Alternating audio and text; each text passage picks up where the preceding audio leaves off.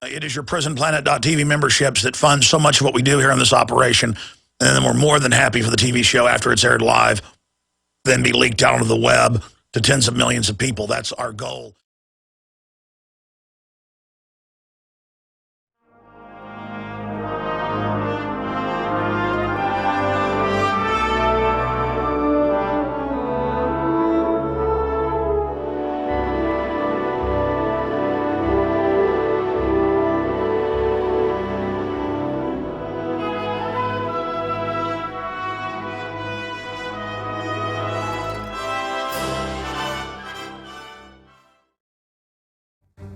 Ladies and gentlemen, thank you so much for joining us on this Tuesday, 25th day of June, 2013. I am your host, Alex Jones.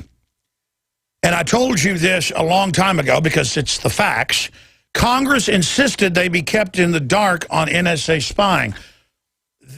That's now what the lawmakers have come out and are saying to the press. They passed the echelon legislation in the 80s. They passed the Telecommunications Act of 96 and the subsequent acts that all stated $5 billion, $9 billion, $18 billion, $50+ billion, $100+ billion. That's how it's building up to build giant spy grids everywhere and hire hundreds of thousands of analysts per region to listen to your phones, to track everything you're doing in live time. And they're not looking for terrorists, folks, okay? They've given them heat-seeking missiles in Syria. They are controlling the economy and spying on good government people. This has come out from whistleblowers. They're spying on the light side of government because there's a legitimate side of government that does legitimate actions and legitimate, quote, services. The problem is that it's shrinking down to nothing. And it's come out that they use it to spy. I mean, what did NSA insider Wayne Madsen tell you on this show 15 years ago, 10 years ago, 5 years ago, a year ago, 6 months ago? Over and over again. The NSA is there to spy on Congress, to spy on other governments, to spy on corporations, and to spy on the American people, and to spy on FBI, CIA, NSA. That's their main focus, the most important thing, the apple of their eye, the plum, is their own people because the government is engaged in criminality. And they're all acting like this isn't going on. It's like General Alexander, the head of the NSA, the head of the Cyber Command, looking at the deputy director of the FBI and saying, tell your boss I'm going to buy him another beer. Because it's all a big joke, ladies and gentlemen. They're all committing crimes. And so, of course, Congress says, I know nothing. I've seen nothing. I hear nothing. Nothing. And what do they do in their testimony? All of them. Justice Department heads, all of them. I know nothing on Benghazi. I know nothing on IRS Gate. I know nothing on Fast and Furious. They actually know everything. If someone in the Justice Department or someone in the NSA that's even mid-level wants to go into my entire surfing history, they can do it right now. And they can also go in there and place false things. That's even under law, under a subsection of the Patriot Act on sneak and peek. And then when you find out about it, if you catch them in your house or catch them on your computer remotely, it's a felony if you tell anyone they were doing it. Well, I mean, what, are they going to have laws next that they can put children in soup bowls? You know, it's the law. Or make black people slaves again. It's the law. I mean, well, I say your law is a fraud. It's unconstitutional. It's a infamia. So that's just one of the articles up on Infowars.com of, no exaggeration, there's probably 200 articles here. Richard Clark says Hastings accident consistent with a cyber car attack or car cyber attack. We're going to get into just huge amounts of news, some breaking stuff on Benghazi, 76% of Americans are living paycheck to paycheck. It's all coming up. George Noory and Sheriff Richard Mack. Welcome, ladies and gentlemen. Thank you for joining us on this Tuesday, 25th day of June 2013, worldwide transmission. We're going to be here for the next 3 hours.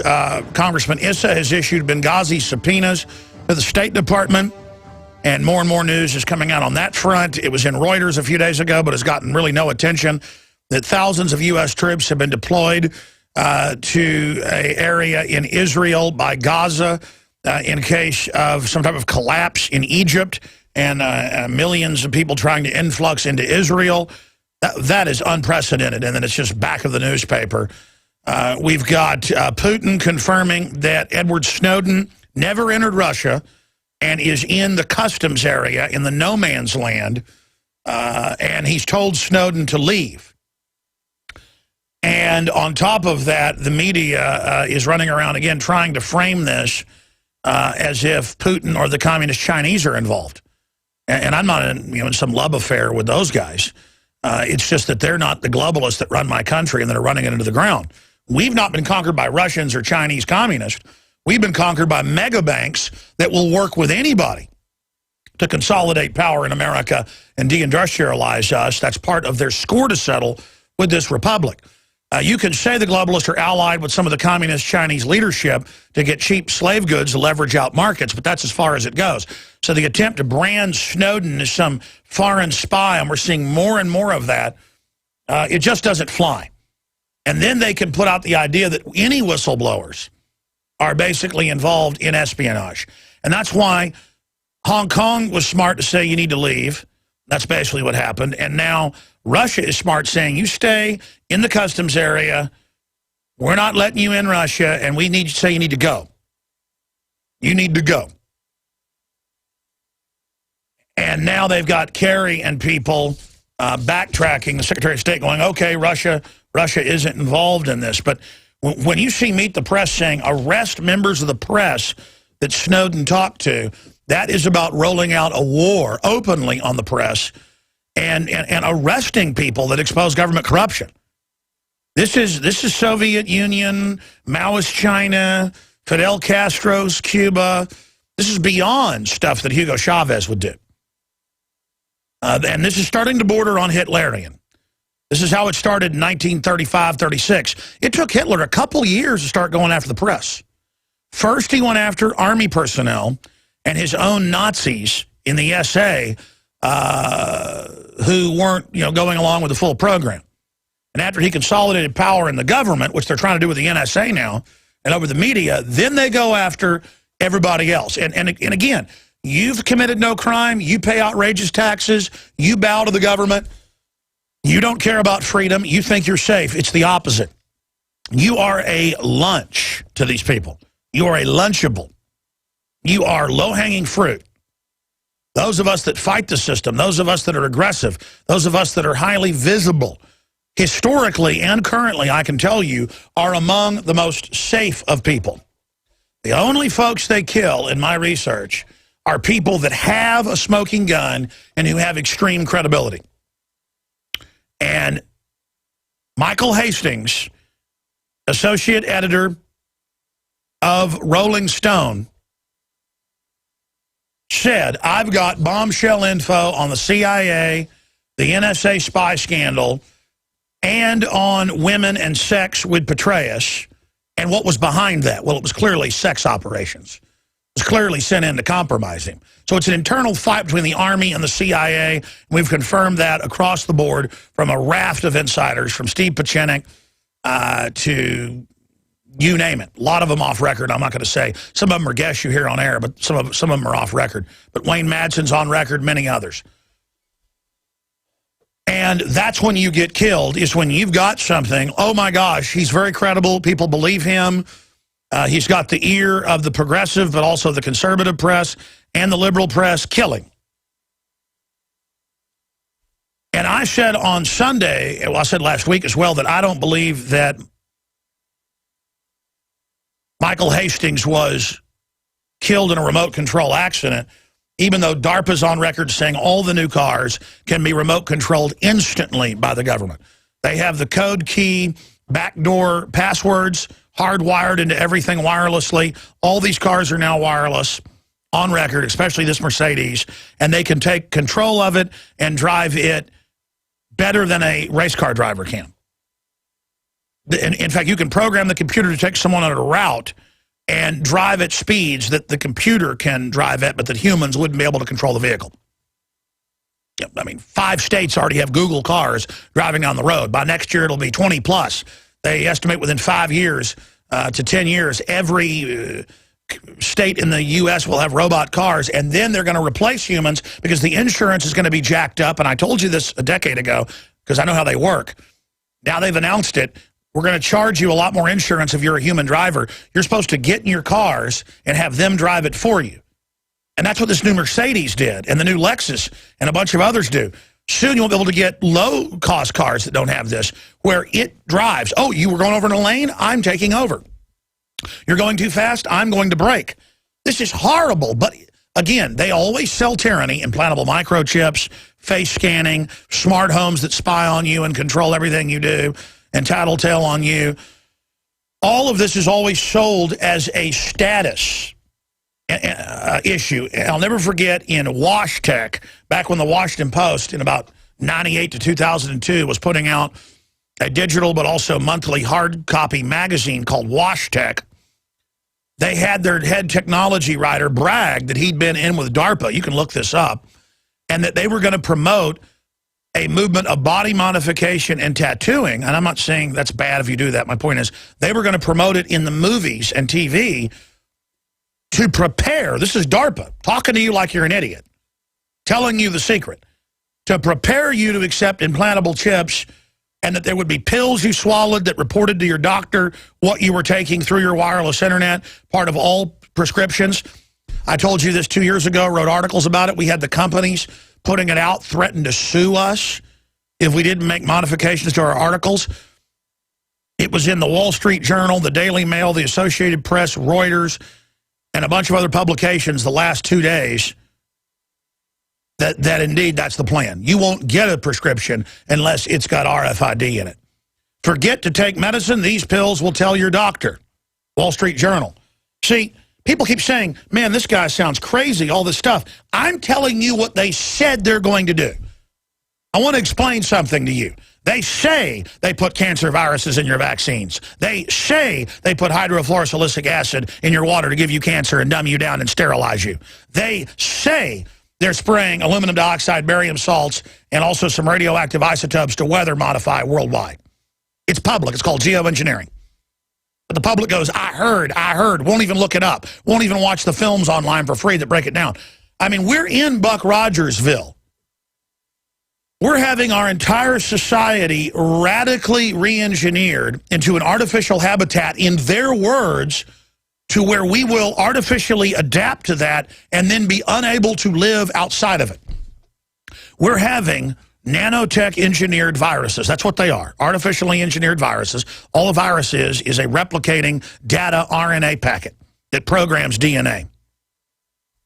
So they've created on record, this is stuff that's declassified, thousands of viruses that will reprogram the brain. Do you understand the end of free will? They call it an anti-stress vaccine is how they're rolling it out. See, they call a Kinect the newest, cutest video game. Oh, that, by the way, uses wireless to scan through all your walls and listen to your voice 3 walls over, and it can give a color image of your naked body standing in a shower through multiple brick walls. And all the new computers and everything are listening and watching you. And suddenly, it's all over Wired Magazine. It's all over the news. And they're going, what's wrong with that? It's totally cool. But simultaneously, I'm insane and I'm bad because I'm telling you it went on before they made the announcement. And I'm still insane and bad even after the announcement's made. You understand? That's how the programming works, because you're scared of that. You should be concerned. But you don't feel like you have power, so you're going to say, yeah, that guy's got a crazy show. I don't have a crazy show. I'm like an animal with my leg in a bear trap, trying to claw out of it. We are collectively in the jaws of something really bad, and we need to poke its eyes out. We need to bite it on the nose. It's got our legs, and it's trying to swallow us up, and I'm saying, let's struggle, let's get out of this. And people are like, it's not that bad. They're doing it for our safety. Oh, they're doing it to keep us safe from terrorists. And then it's all on record the globalists run the terrorist. They did 20 years ago, they do today, and are using it to take our liberties. I mean, they're starting drug testing all over the country in public schools without warrants and checkpoints looking for drugs the government ships in and the big banks launder on record. Do you understand, folks? It's on record that every major vaccine they've looked at has cancer viruses added and other weird nanotech stuff. It's on record they're adding dozens and dozens of poisons. It's actually hundreds. But we can prove dozens on purpose. They're not just adding hydrofluorosilicic acid to the water supply. They're adding radioactive isotopes on record. Look it up. You're not in Kansas, folks. That's what people say. Oh, you've got such courage. You don't care if they demonize you or attack you or even kill you. Yeah, because I'm dead already. You understand that? This plan, if it goes through, folks, it's over. Do you understand that? This is the power of hell being released. Now, there's Forbes. Radiation detected in drinking water in 13 more U.S. cities. Cesium-137 in Vermont milk. God help us. God help us. They add it to the water on record. The hydrofluorosilicic compound is mined out of major deposits of limestone, and when they play out in a uranium mine, they turn it to a fluoride mine. They put uranium in your water. Welcome back. I'm your host, Alex Jones. Your calls and a ton of news are coming up in the next segment. Then George Noory is going to be joining us on the NSA, on IRS Gate, on just the state of the world. Always good to get my friend George Noory of Coast to Coast AM on. Sheriff Richard Mack is here in Austin to be interviewed for Obama Deception 2. And while he's at it, we're going to have him in studio in the third hour today. And that should be quite informative, talking about solutions and how to take the states back. We're going to get into the Supreme Court ruling on the Voting Rights Act. The reason the Voting Rights Act doesn't even matter is because of electronic voting fraud. That's the real fraud that's going on, so I'll give you my take on that a little bit later. But to understand what's happening is, in 1913, private offshore banks were able to get a beachhead and take control of our money supply. And then they bankrupted the country artificially, put us into emergency receivership with the emergency acts they put in 1933, the War Powers Act that Roosevelt put into place. And then in 1947, the National Security Act, that whole shadow banking system was able to be given total government power and immunity above the law, basically diplomatic immunity and secrecy.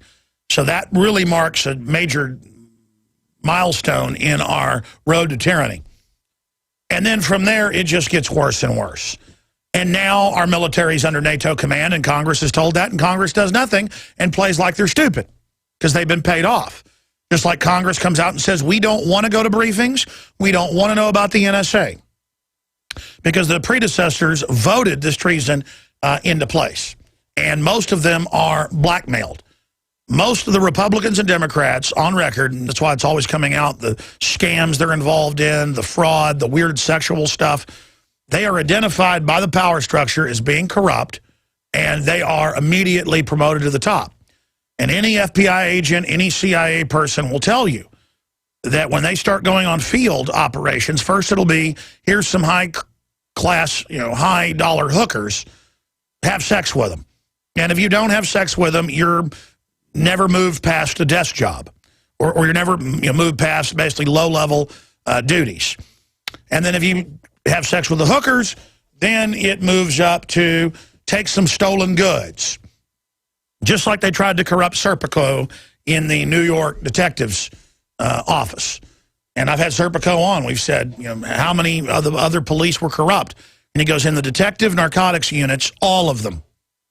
And then they shot him in the face over it.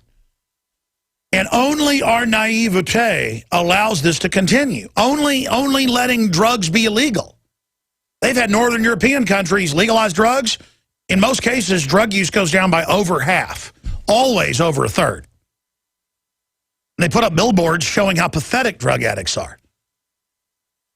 But see, the globalists have already taken over there, so why should they even bring in drugs and sell them? They've already got full control and 75, 80% tax rates in places like Denmark. So why should they even let people ship drugs in and then have it illegal? So I guess that's one good thing. Once we're fully captured by the globalists, they'll legalize the drugs and we can stop all this craziness. But I'd rather stop it now. How many drug dealers are on record going public? In my film, Kevin Booth's American Drug War film, he interviews drug dealers who say, no, we don't want drugs decriminalized. And then they get Christian conservatives to say they should be illegal so the government can ship them in for big banks that get the money and get to launder it. These are the points I'm getting at here. And then they've got people driving around Austin, Texas with bumper stickers saying, I pay carbon credits to this group. And I go look up the group, and it's either Al Gore's group or the Rothschild group or the Clinton-Obama group. There's only 5 different major carbon exchanges. And then you find out that all these corrupt globalist authoritarian mobsters are being paid money on coal, on oil, on plastic, but then people volunteer to have special credit cards that they swipe that send money like an indulgence. Like, when the Pope said, get your family out of hell or out of purgatory, send me money. It's kind of like that in the old days. And you go pay Al Gore or the Rothschilds or the Rockefellers money so you feel good about using your car. It's just crazy. Loving to be suckers. Nothing to do with the environment. I mean, here's one in the Weekly Standard. White House climate advisor, a war on coal is exactly what's needed. We can cue up the clip of Obama saying, we will bankrupt coal. You can build a coal plant, but we will bankrupt you. And they're doing that to shut down our industry. They're not calling for China to stop building 3 of them a week, as they shut down more than 3 of them a week here, and as your power prices go up. I mean, I know I harp on this. It's just they are gutting America right now because they are an enemy globalist group that hates the fact that we still have guns and still have a memory of freedom. They want to extinguish that forever. Just like Stalin would collectivize all the farms in Ukraine to break everybody over a decade. Your calls are coming up at 800-259-9231. First-time callers, folks, today. 800-259-9231. You've got to realize an enemy force is taken over and is waging war on us if we have any hope to ever turn this around. America is captured. Toll-free number to join us, 800-259-9231. Coming up, it looks like a federal lawsuit, maybe even criminal charges against John the Don Corzine, formerly the head of Goldman Sachs and who stole a bunch of private bank accounts, brokerage accounts via MF Global. We'll see if he actually goes to jail like he should. But the crimes he committed are standard operating procedure for the banks that run this country. And they are the people that run the whole New World Order. And look at how many of them are going to jail. Look at how many of them are getting indicted because their crimes are so public and so obvious. We could bring these people down. Also, on the whole immigration bill, the 1,200-plus pages, and now people are having time to go through it. I've read some of the subsections. It just ends the country as we know it. And Chucky Schumer is saying that if it's not passed, there'll be a new civil rights movement. Can I go to Mexico or Guatemala or Brazil or France? We mainly talk about Latin America. Can I go to Central Africa and show up and say, my civil rights, I'm here in your country, pay for everything? I mean, the country is going bankrupt, and these big banks want that, folks. They want to destroy our wages. And they sell it in the media via the Ford Foundation for more than 60 years. On record, that's who funds this. The Ford Foundation has more than $50 billion in their war chest, paying for textbooks in Mexico, mainly, saying, you know, El Norte belongs to Mexico, Treaty of Guadalupe Hidalgo. This is the globalists that run our government to create this division so that it's seen as you're anti-Hispanic, even if you're Hispanic, if you don't want to be under the government of Mexico, a failed state. Because the globalists want to collapse Mexico into the U.S. and collapse the U.S. That's their goal in a receivership takeover. Chucky Schumer, who wants your guns and who says the family is a bad thing and he's just a horrible monster, he's saying he wants to bring in a bunch of foreigners who could probably be brought in and turned into liberty lovers. A lot of them are. Instead, they're turned into anti-American, socialist, anti-gun people. And then Americans are told, well, you better go along with this or you're racist. When, ladies and gentlemen, have you seen the demographics in this country? If they've branded this as a Hispanic victory racially, notice it's all racial politics, the government and media is selling. Turn on MSNBC, it's like the Ku Klux Klan channel, but for whites that hate whites and other people that hate white people. And they're pushing it, actually to make sure whites then go into their own little bubble as well in a balkanized system. And that's what Brzezinski talks about. That's what the UN and Club of Rome talk about. That's what Henry Kissinger's in the news today, saying what we hope for is a balkanized, divided Syria. That's what they want, is a global corporate government with all the old countries broken up along religious and sectarian lines. This is the Roman model, the British Empire model of divide and conquer. And imagine how they've branded it. If you see the demographics, you've got Hispanics in the Southwest and Texas and Florida where under the age of 10, and this number's a few years old, you've got 60 to 70% of the children are Hispanic. Okay? And then you've got all the rest of the country. I mean, if this was a racial thing, then the Hispanics have won. America is yours. So are you now going to say, let's bring in everybody for the globalist to then vote to be anti-gun? See, because it's seen as the victory against America is to bring in socialism and to get the guns and to do all this when offshore banks are doing it to destroy the United States. I mean, let's say you're a Hispanic truck driver, because we've had these rallies before, when you'll have thousands of people out waving Mexican flags, saying La Reconquista, La Invasora, all this stuff, you know, the invasion, the reconquering. People wearing shirts funded by the Ford Foundation that say Plan of San Diego must be implemented now, which means kill all whites above the age of 16. I mean, this is like just beyond the white supremacist. If they said that, they'd be arrested. We have video and photos of this. I've covered it. It's on our site. Just type in Plan of San Diego, you'll find it. And you've got all of this unfolding with the government and big banks funding it to create balkanization.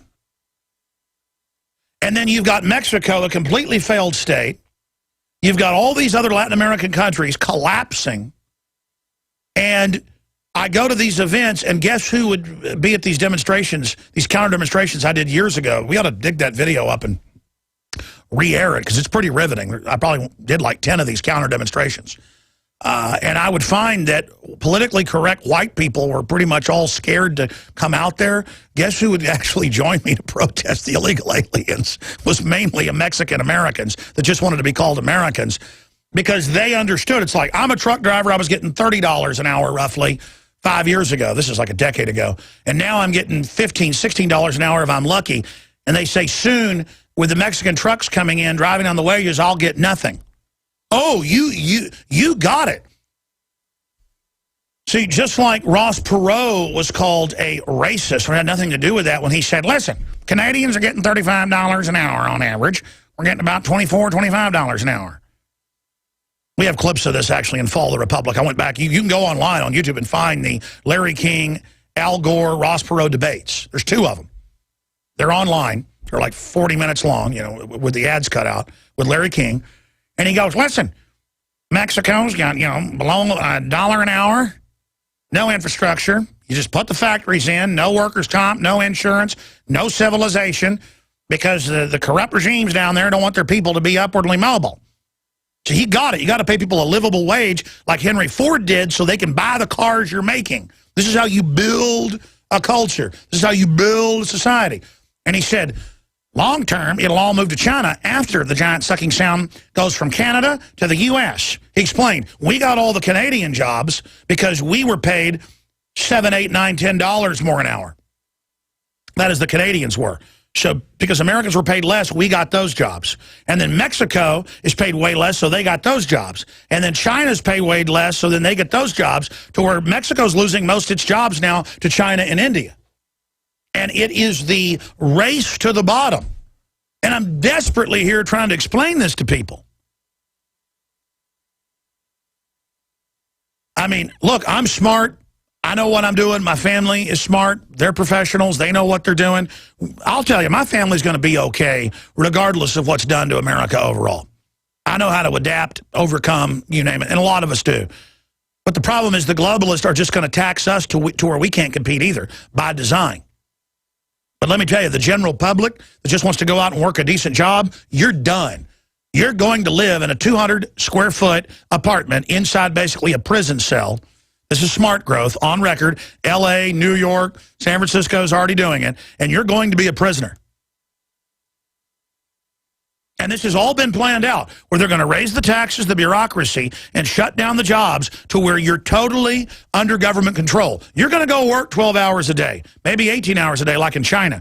You're going to live in a high-rise building that is a jail cell. This is the dystopic model, and the elite are going to live out in the countryside and helicopter into town. That is the whole plan in the 60s by Club of Rome. They're implementing it. And they are going to use the population of Latin America that doubles roughly every 20 years to absolutely overrun this country. And they're going to take the guns. The general public is going to vote, along with the electronic voting machines, to do anything. The giant, unwashed, poor, poisoned masses of poor people across the board, black, white, Hispanic, Asian, you name it, are going to do whatever the government says in this new economy to make sure they get their food ration digits put on their card. That's why the globalists want the end of wealth, the end of prosperity for the general public, to make you totally controllable. You're not going to have power but a few hours a day. Government districts are going to have power all the time. That's already been officially set up nationwide. Don't believe me? Look up Austin, Texas. The government and central area of the city has agreements to never have their power turned off in blackouts and to never have their power rates raised. They are the ruling class. You are going to pay and pay. You're going to pay more for 2 hours of electricity a day than you used to pay for a week of electricity when they're done with you. You understand that. I hope you understand that. And they said they're going to start having more and more blackouts on purpose just to train you to not have power. And you notice those have all been happening. This is the new America. Do you understand that? In a decade, Ceausescu went from all of Romania having electricity to no one having electricity but government buildings, army barracks, and government districts of cities in Romania. They will do that here. Every major city of Romania had electricity. Most of the small towns had it. They just got rid of it. This is a total austerity, dark age plan for you and your family. And you're going to compete with 4 million prison laborers in America working for 25 cents an hour.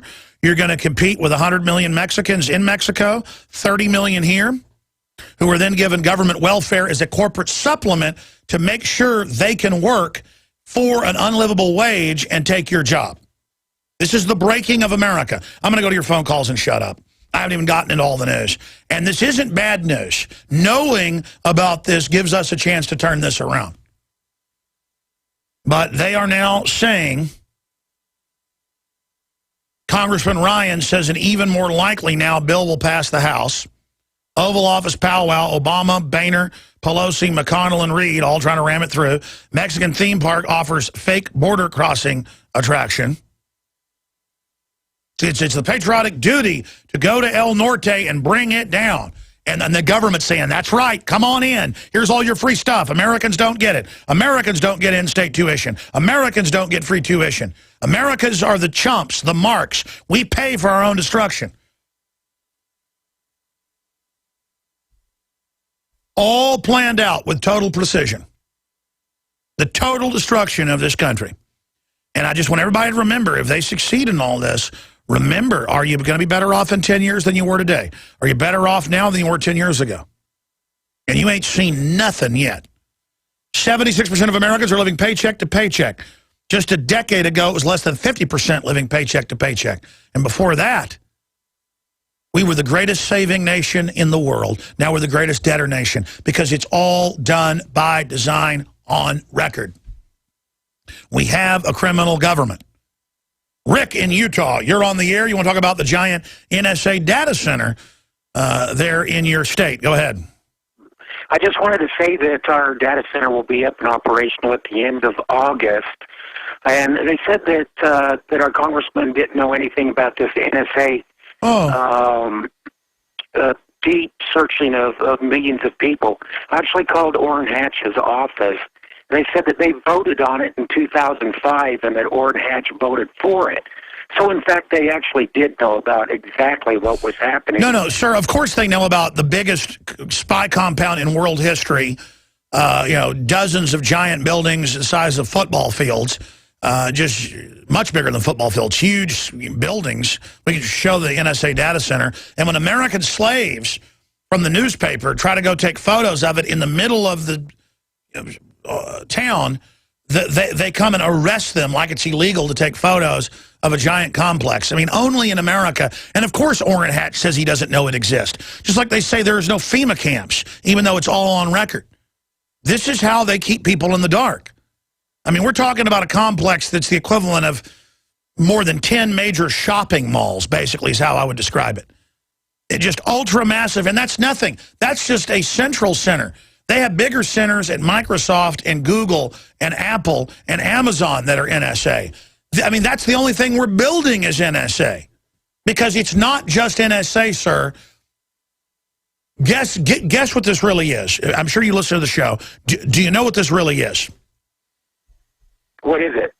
It is the new internet with fiber optics 100 times faster than the current fiber optic that have already been laid nationwide into the universities and corporate governments. This is the kill system, bigger than the Manhattan Project, to destroy the old internet and take over the new internet that is a spy grid into all the video games, all the appliances, wrist watches, clock radios. Everything now being built and rolled out is an AI spy grid.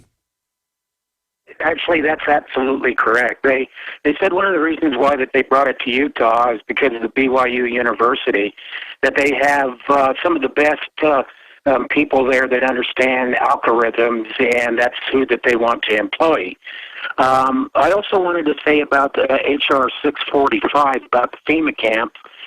They said that that bill actually was never passed, but right now in subcommittee is HR 390, which is actually the old HR 645 to set up a FEMA camp. But, sir, if you read that bill, the Emergency Centers Establishment Act, but I'm telling listeners, it's everything they've already built. It just officially establishes it and increases funding. Right. That's absolutely right. That's another thing that I asked Orrin Hatch's office about, and magically they knew nothing about that.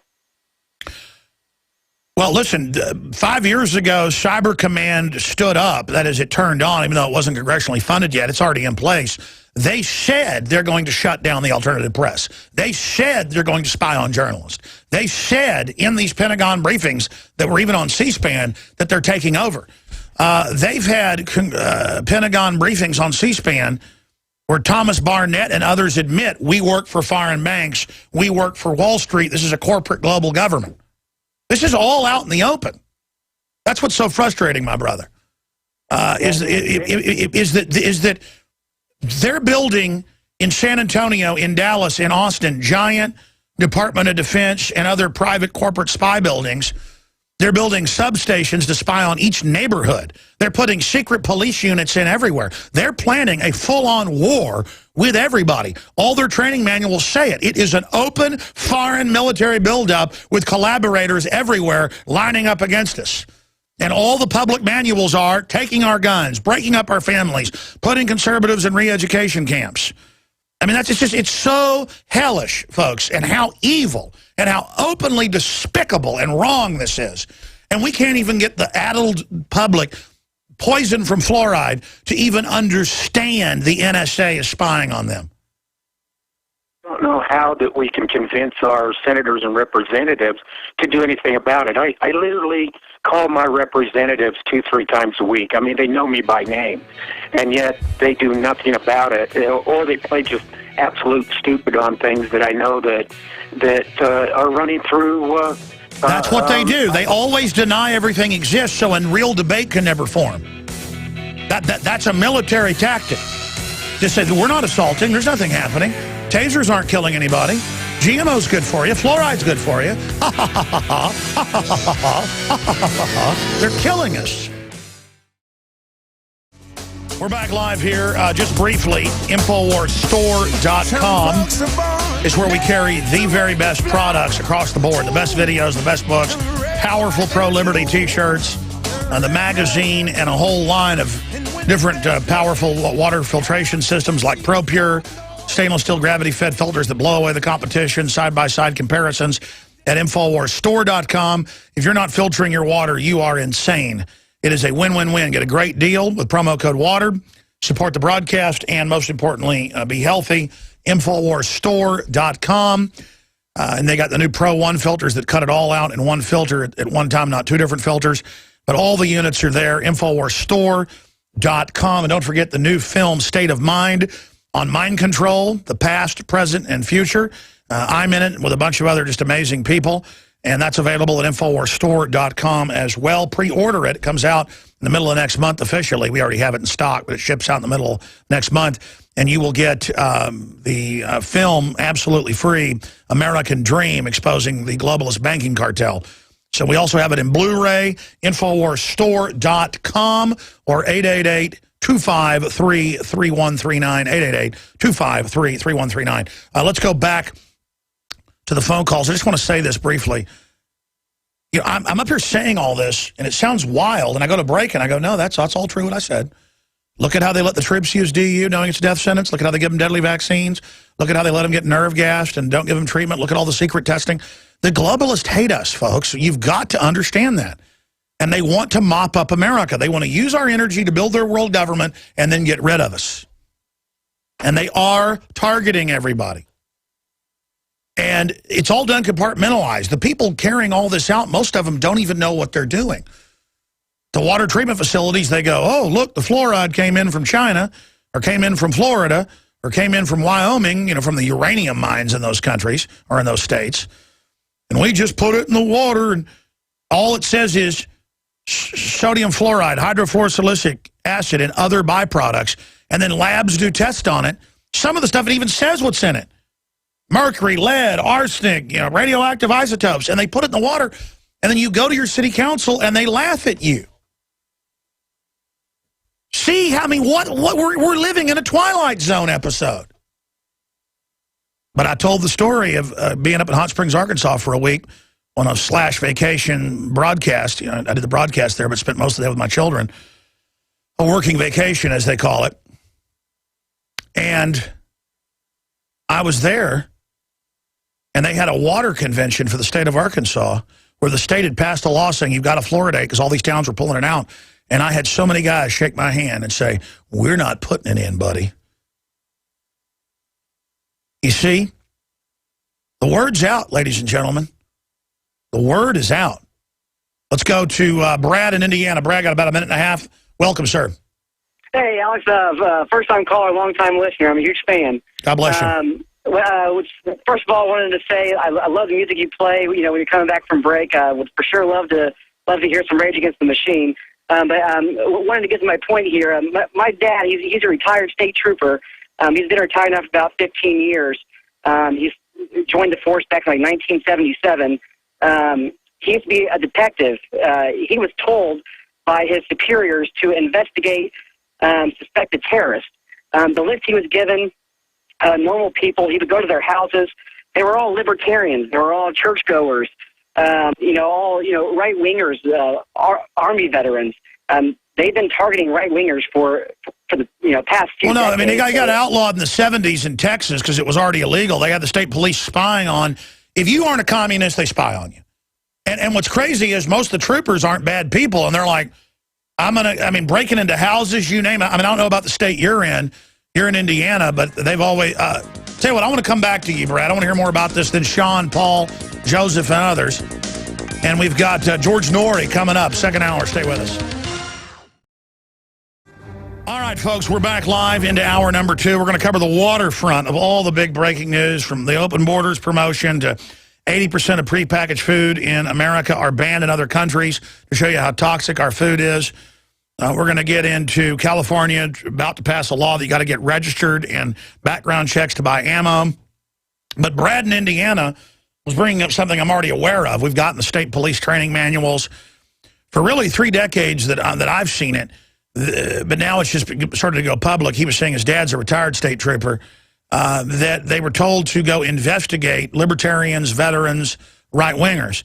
And I would just love the state police come knock on my door, act like I've done something wrong. That's what they already do. They've pulled me over and asked, what I'm doing, what I'm planning, where I'm going. I'm just like, come on, I don't bring in drugs like the government. I'm not doing all this stuff. We have a criminal government that is trying to train police just in role-playing. Look at all these school drills they've had where it's a militia attacks the school. Or where a militia is going to bomb the Boston Marathon in a drill.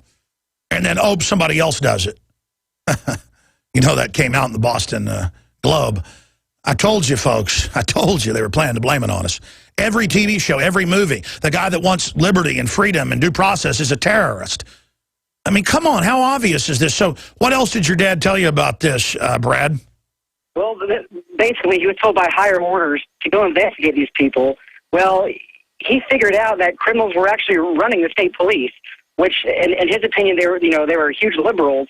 My dad's a great guy. He's conservative. He raised me to be conservative. I mean, he actually retired pretty early. But he was told to investigate these libertarians.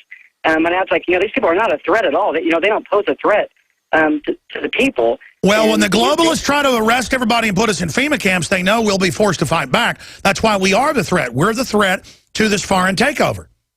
And my dad's kind of worried right now. He's starting to kind of wake up a little bit. And I tell him about your show every single day. And I tell him to tune in. I give him all these articles to look at. And he's kind of becoming aware that, hey, we're being taken over here. Our country's ran by communists. Exactly. He's starting to become more aware. Listen, here's the deal. Here's the deal. This is so over the top that they might win just because it's so unbelievable. That's how tyranny always works. But if we learn from history now and really face how bad this is, a bunch of anti-human authoritarians using communism and socialism grassroots, they're really a eugenics group, are in control. What are we going to do about it? I mean, because it's only going to get worse. What else is your dad saying? Is he's really starting to wake up? He's really starting to wake up. I keep telling him to listen to you, but he just won't. But something else I also wanted to touch on. I'm an appliance repair technician, so I work on a lot of brand new washers, dryers. These things are programmed to access your home's Wi-Fi. They're programmed to access your cell phone, so you can do like a quick diagnosis. What you said before about appliances, being able to access, your cell phones, stuff like that is absolutely true. But it's all on record. The smart meter and the Connect and all of them are designed for the NSA to go in and take control and watch you and listen to you and track you. I mean, the cable boxes, all of it for over 15 years have been watching and listening to everybody. This is all now being announced. They're saying, should it be doing that? See, do I get a Pulitzer Prize for exposing this in 97, 98? No. Now it's just like, big deal. You're being watched. Absolutely. Well, you ought to do a YouTube video about being an appliance repair person and what it's like. And again, that's a secret tax to the corporations that have gotten in bed with the globalist. A lot of times actually funded the globalist, are the globalist, is that you pay in the cost of these products. Some estimates are half your cell phone bill, or half the cost of a cell phone is all the tech built into it, and the spying charges. Well, he's won multiple awards for news reporting for television, Emmys, and, of course, was a longtime talk show host, a top-rated talk show host there in Missouri. And now for the last 11 years or so, he has been the main weeknight host of Coast to Coast AM, one of the highest-rated radio broadcasts in the world. And he's a good friend of mine, and he's had a lot of courage to take That show 11 years ago, there was not a lot of this information out there in the media. I'd say Art Bell covered it maybe, kind of New World Order, constitutional, libertarian issues 10% of the time, which I was very thankful for and was a riveting host. George Noory, I'd say, does it about half the time. And then he gets into the other, fun topics and things that get people thinking as well. And that's why whenever I can catch it, I like to tune in to George Noory, but also all the other great hosts there with coasttocoastam.com, like John B. Wells and so many others, coasttocoastam.com. And he's on with us for the rest of the hour here today. I wanted to get George on to get his take on the NSA spying, the IRS persecution of pro-lifers, libertarians, conservatives, the Snowden situation, the mysterious explosion death last Tuesday, now a week ago today, of Michael Hastings, one of the editors at Rolling Stone. Now Richard Clark says Hastings' accident consistent with a car cyber attack. He said intelligence agencies know how to remotely seize control of a car. Yeah, that particular Mercedes, the computer takes over when it says you're not driving good. They're going to make us have robot-driven cars, folks. That's the plan. Just like I told you 10 years ago, they'll make you take pills that report back wirelessly that you're taking them properly. That's Wall Street Journal. Forget to take your meds. These pills will tell your doctor. And if you're overtaking them, it'll tell your doctor. Everything I've talked about, everything George has talked about for, 16, 17 years on radio, 11 years on Coast to Coast AM, it's now out in the open. So the question is, we've reached that critical crossroads where it's all coming out now that, okay, hydrofluorosilicic acid, major Harvard studies, does lower IQ 20 points on average, does 7-fold increase in bone cancer. Why are they adding more of it than ever? Okay, they are putting cancer viruses in vaccines. Why? Okay, the polio vaccine is sterilizing people en masse. Why?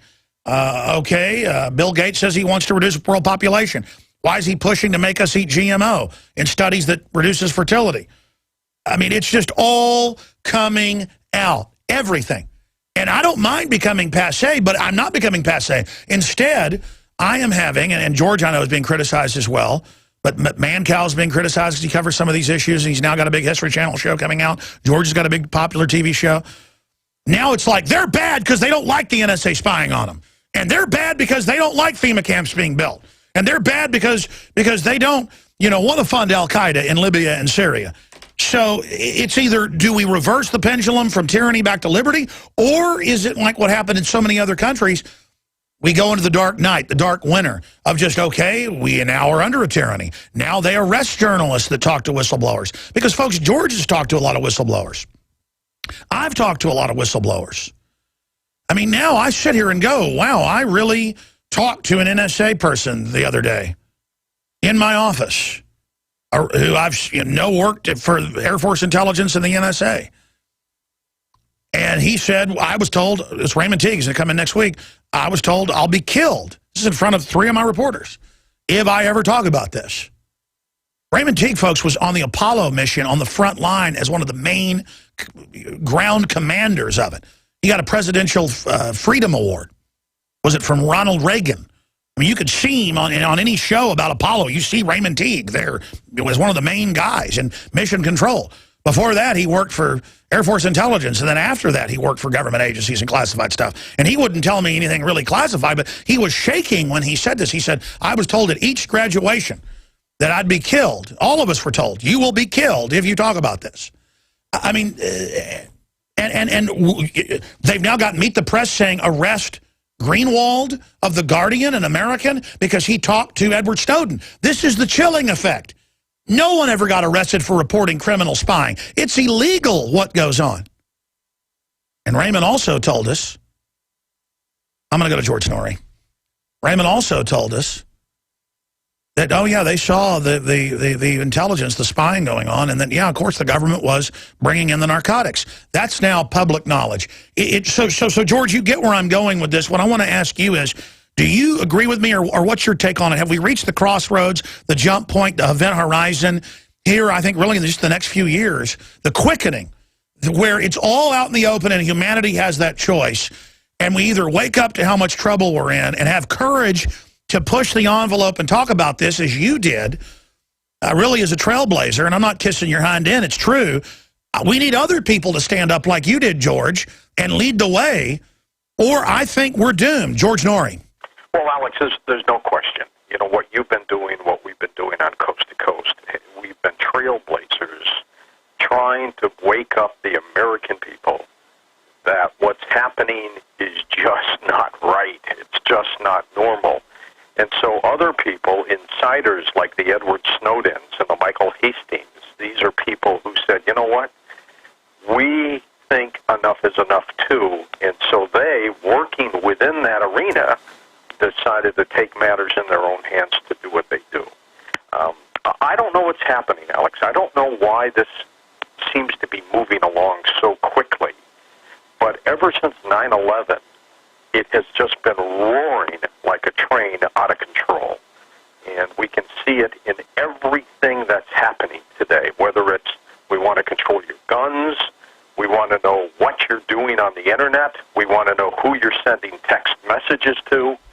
It's just totally out of control. And I mean, they're even putting in little chips in pills so the good doctor can decide if you're taking your medication. What business is it, for him? That wirelessly transmits like you're a prisoner. Well, they use pharmakia to get us addicted, and then they use that to now make us wireless prisoners with microchips in our intestines, reporting back through the wireless internet. I mean, this is the technocratic takeover, George. Oh yeah, there's no doubt about it. And it just, as they said, is just rolling along at a pace that is totally uncontrollable. I think something else is going on here, Alex, and that they feel as if they're out of time. They've got to do this quickly. They've been doing this for the last couple of years. You and I have felt them speed this up. Ever since that day where Zygmunt Brzezinski was talking to the CF, Council on Foreign Relations people, saying they're aware, meaning us, people, we're aware of what they plan to do, and we need to speed things up.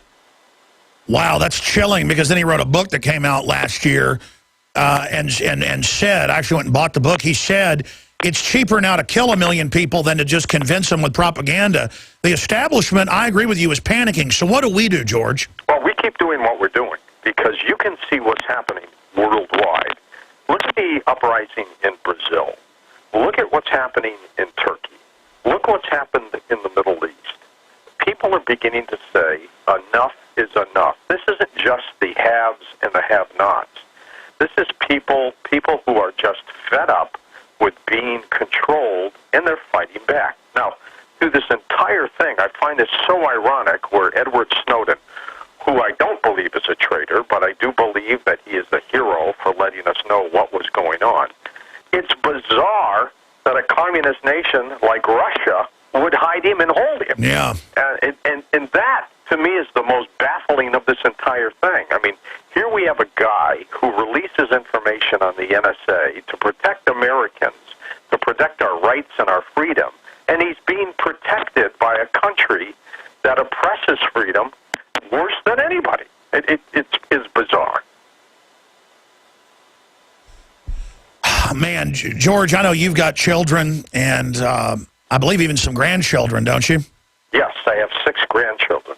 And people that haven't had children yet, I don't think they understand what clicks in your brain chemically, where you really start caring about the future, and obviously your children and grandchildren 100 times more than you care about yourself. I just can't get how the elite with their kids don't want a better world, because there's no way they're going to get away with all this and not have blowback, George. No, there's no way they're going to get away with it. I mean, they just can't. And I think one of the reasons, Alex, that they're speeding things up in every direction is that they know we've had enough. And, everything that they had planned is falling apart. And I think that bothers them, too. The plans for the FEMA camps, the control. I mean, it's being whittled away. I mean, look at that crazy rule about taking knives on planes. I was not in favor of that. Come on. But the American public got so outraged about it. The flight attendants got so outraged about it. Even some of the TSA people got outraged about it. They dropped it. And I think that's what's starting to happen now. People are starting to voice themselves, saying, this is ludicrous. This is crazy. That's right. There's 7.5 billion of us, and if we all start just doing little things, it'll move mountains. If we stop complying and start having our voice heard and start talking to the enforcers and saying, is this really the world you want? It is. It is something that we will see. My prediction in the next 5 years, such a dramatic change where we will be the winners. You won't believe it. George Noory's our guest, and I hope that he's right. I know this. We're going to govern what happens in the future. George, I've got a bunch of questions for you on the economy, on the IRS intimidation, new breaking Benghazi news. I want to ask you about that, but we're about to go to break. We're going to find out when we come back, though, what you want to talk about. I always love the wild card of what's front and center on George Noory's radar, so we'll speak to him. And also, he's coming to Canada this weekend to speak, and he's going to have a surprise guest. So we'll tell you about that coming up as well. Stay with us. I want to play a clip for George Noory, host of Coast to Coast AM, that's joining us as a guest right now, and then get his take on it. This is David Gregory on Meet the Press to Glenn Greenwald, who's a hero reporter. In the past, he would just be doing his job, but now it's heroic when you've had so many reporters charged and arrested now, along with whistleblowers, for exposing corruption. If you expose a government murder now and whistleblow, you go to jail. And there's a huge chilling effect going on. So Snowden exposes illegal spying. It's already known it's going on. He just points out what everybody already knows. You had the CIA director last year bragging about how your dishwasher's watching you. But he blows the whistle from the inside, so they want to throw him in jail. And they, of course, have indicted him and are following him around. And here was Gregory, a member of the press, not even really a member of the press, like a wolf, saying you ought to be arrested for a reporter now talking to the whistleblower. Unbelievable. This has never before happened in modern American history. Here it is. I want George's take on it. To the extent that you have aided and abetted Snowden, even in his current movements, why shouldn't you, Mr. Greenwald, be charged with a crime?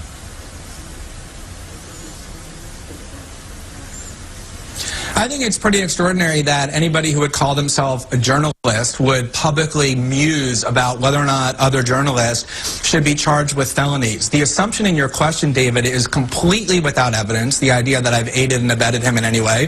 The scandal that arose in Washington before our stories began was about the fact that the Obama administration is trying to criminalize investigative journalism by going through the emails and phone records of AP reporters, accusing a Fox News journalist. George, you have interviewed countless whistleblowers. Like you broke E. Howard Hunt's son, who as a journalist brought forward the tapes and everything of his father admitting that he'd been involved in killing Kennedy in Dallas 50 years ago. That violates so-called national security. I mean, I guess, should you be arrested? I interviewed him. Should I be arrested? I was one of the last reporters to talk to Jimmy Hoffa, Alex, back in 1975. I got him on one of my TV shows in Detroit, and then I was walking him to his car. And, he was telling me that he had planned to get back into the Union. He wanted his presidency back, even though the agreement with Nixon was that he wouldn't run for office anymore for his parole.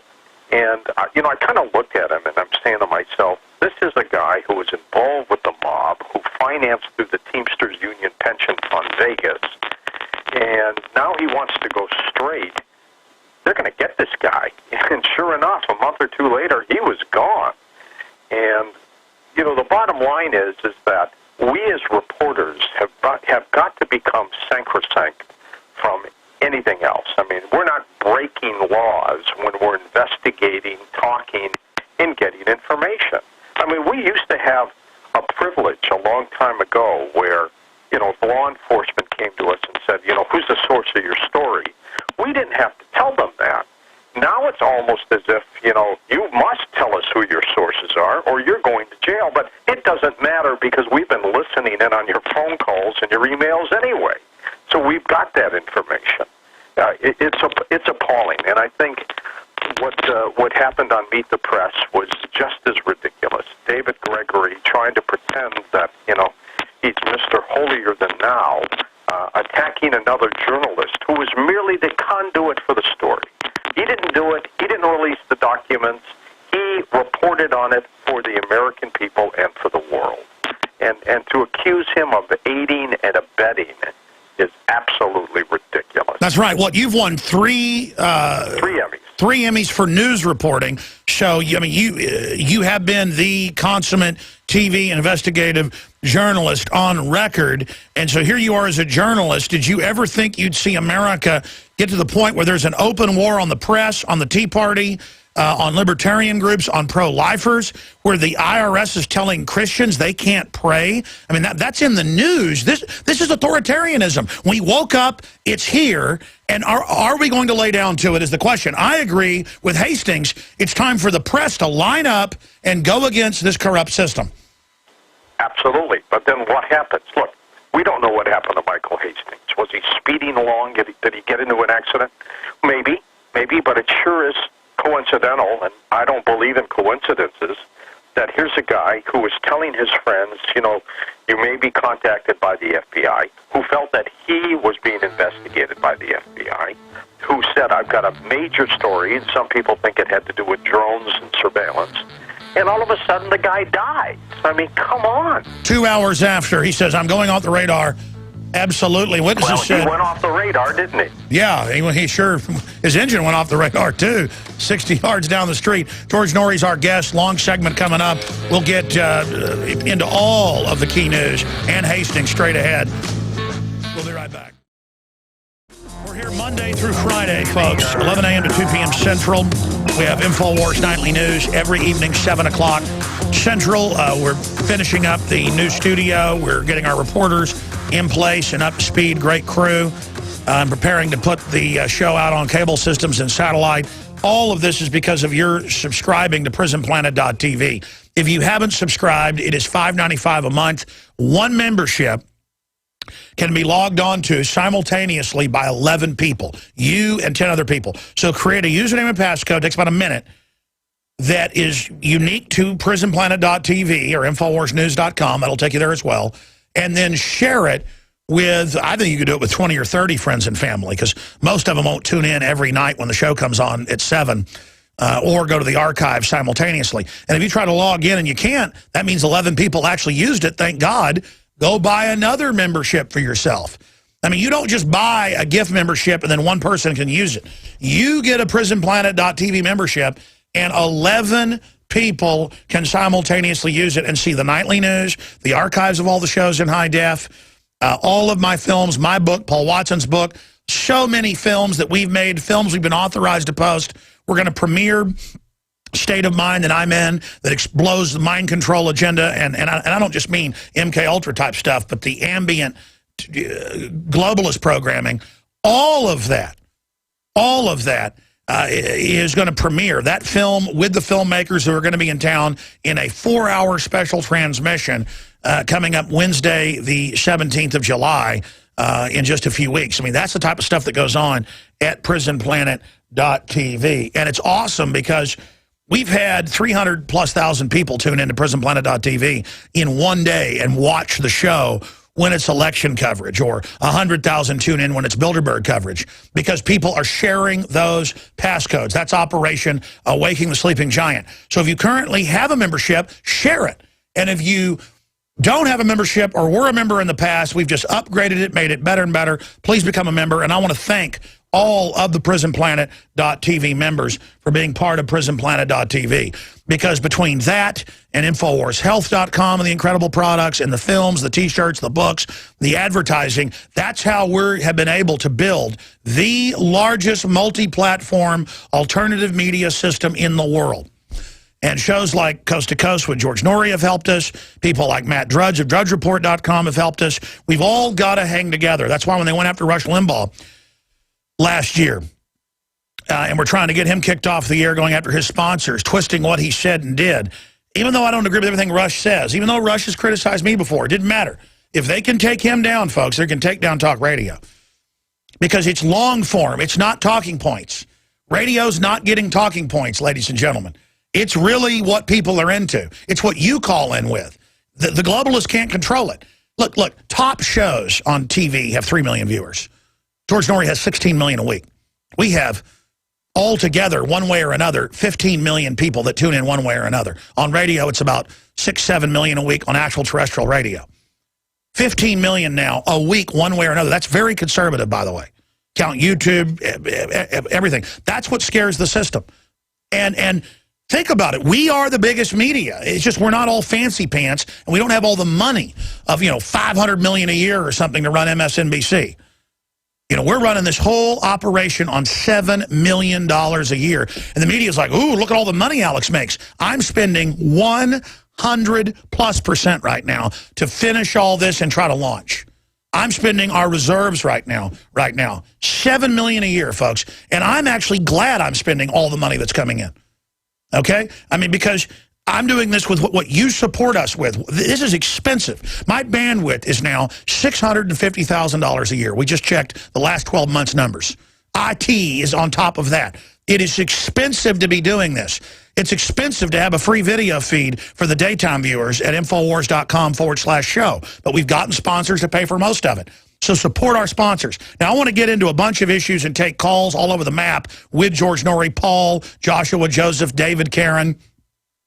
Paul's been holding the longest, along with Joseph. We're going to get to you. George Noory's our guest here, but George has expanded. He's doing a very popular TV show at GeorgeNooryLive.com. He's doing speaking engagements all over the place, and it's important to support what George is doing as well, and I'm going to be on with him, and it's being sponsored by AM 640 up in Canada, and I want George to tell everybody about this very exciting event that is close to selling out in this giant theater and the people that are going to be there. You've got George and 2 other physical guests. They probably won't let me into Canada. They barely did last time. That's why I'm not going to be there. But I'll be there via Skype as well to kick it off. George, tell us about this historic event that's coming up in Toronto, Ontario, Canada. Oh, it's going to be exciting, Alex. This coming Saturday, I'll be in Toronto at the Queen Elizabeth Theatre, doing a major event with a little entertainment, which I'll explain in a second.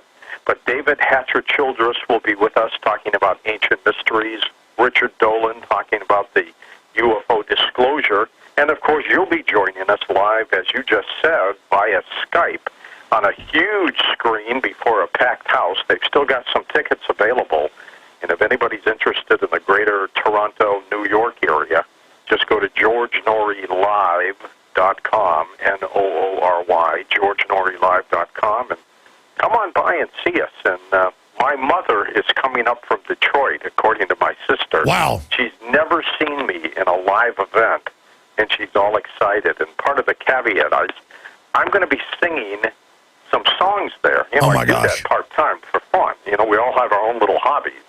And so I'm going to turn it into an entertainment venue as well. So it's about a 3-hour event.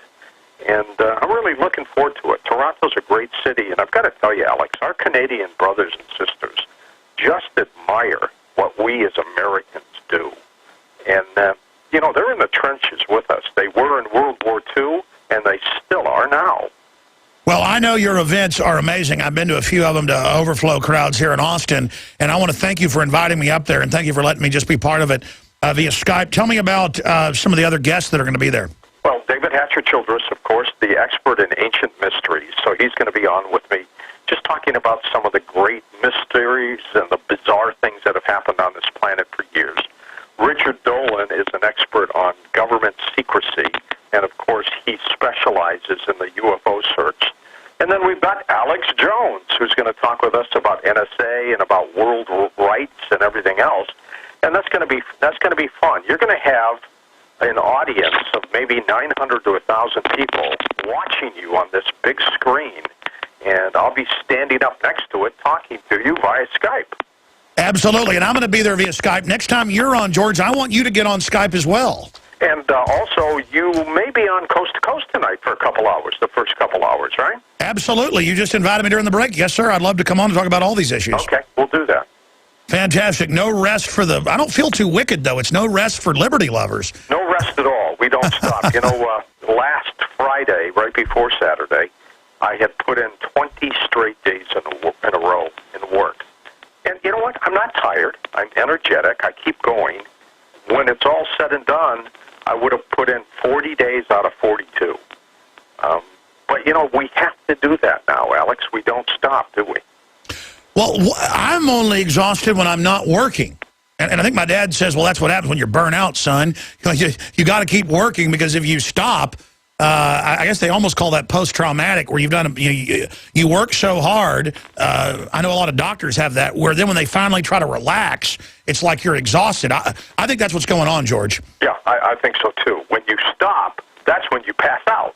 So you got to just keep going like the ever-ready bunny and the Energizer, and just keep going. You know, there's so many stories. Promise me you'll come on in a month or so for an hour to talk about George Noory, because you never really talk about yourself, and then you're like, oh, yeah, I knew Jimmy Hoffa. You've got so many interesting stories I hear when you tell them occasionally, but not often enough, about your decades as being a top TV investigative journalist. Just really interesting stuff. What's the craziest thing that you ever saw or witnessed as a TV news journalist? Oh, I've done some things that I can't mention on the air, but there have been a lot of strange things that have happened over the years, Alex. I mean, whether they were calls into Coast to Coast. I remember a lady who called me one day and said, George, you're not going to believe this. My husband, who never comes home late, was abducted by aliens. And I said, oh, my God, is he okay? She said, yeah, he came home nervous and sweaty and shaking. And I said, so he told you got abducted? And she said, yeah. And I said, well, what else happened? She said, these aliens, do you know what they did to him? And I'm going, oh, my God, probes, what? And she said, they took his wedding ring off. And so the poor guy spent the night out, right, probably playing around, forgot to put his ring on. Said aliens did it. And aliens did it.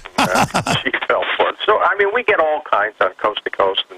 And in my TV arena, you know, I was generally a pretty hard news guy. You know, I covered things, 6 people murdered in Detroit. You know, I was there at the drug house while they were carting these people out. I mentioned Jimmy Hoffa. So, you know, I interviewed George McGovern during the presidential race. I mean, I go way, way back. Absolutely, George. You have seen a lot. We're going to go to some phone calls here in a little while. They're all over the map. We have Karen, who says she's a retired NSA worker. Paul wants to talk about current events, chemicals and rivers in the environment. Joshua, Joseph wants to talk about government harassment. David wants to talk about Man of Steel movie. Hey, have you seen the Man of Steel movie, George? No, I have not. I have not. Normally what I do, Alex, is I wait till these things come out on the DVD, and then I watch them in the comforts of the house. I hear you. I'm not a big fan of the kind of comic book genre, but I thought it really had a wholesome anti-New World Order, anti-authoritarianism, anti-eugenics message. And I'm seeing more and more positive stuff out of Hollywood. People actually say, what, are you getting paid to promote these movies? No. When I see something positive, I want to give it attention instead of just only covering the negative. Like the Supreme Court, I think, ruled right that the companies can't patent your genes and then not let anybody else do research on it. Yeah, absolutely. I mean, some things the court does do some things that are right, and sometimes they do some things that aren't. I haven't had time to analyze the ruling yet, but what do you think of the Supreme Court striking down key provisions of the Voting Rights Act today? Well, that's an interesting situation. You know, the Voting Rights Act, which was passed during the Civil Rights era, tried to protect states and things like that. I have not jumped into it as well, so I can't say if it's a good or bad thing, but it's interesting that some 40 years later, they jump on board to change it. That I wonder why. Plus, it's kind of schizophrenic. Yeah, they said a week ago, Arizona can't demand IDs to vote, and then now they say, that they're not going to have the feds harassing the states. It's just bizarre. I'd like to see the right to not have an electronic voting machine proven to be a fraud. I'd like to see a right to go back to paper ballots. Well, I would too. You know, Bev Harris, black box voting, she has been a staunch proponent against these electronic voting machines. And, I mean, there's no question, if the NSA has the ability to tap into everything we do electronically, who's to say that they one day can't, rig an election? And even though a lot of us suspect some hanky-panky has gone on, that they just simply change everything, and everything's going through these various companies. I think there's a company in Spain that owns, a pretty sizable electronic voting company here in the United States.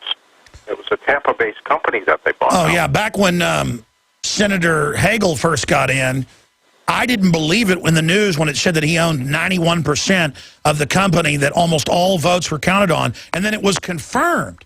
And it's like, oh, what's wrong with having me owning the company you vote on that's designed where people can go in and change the vote? I mean, it is just insane to see this going on. I want to bring up Hastings again and then go to these phone calls, George, and bring up any other important breaking news that you think is important. But I wanted to play the clip of him on the Young Turks.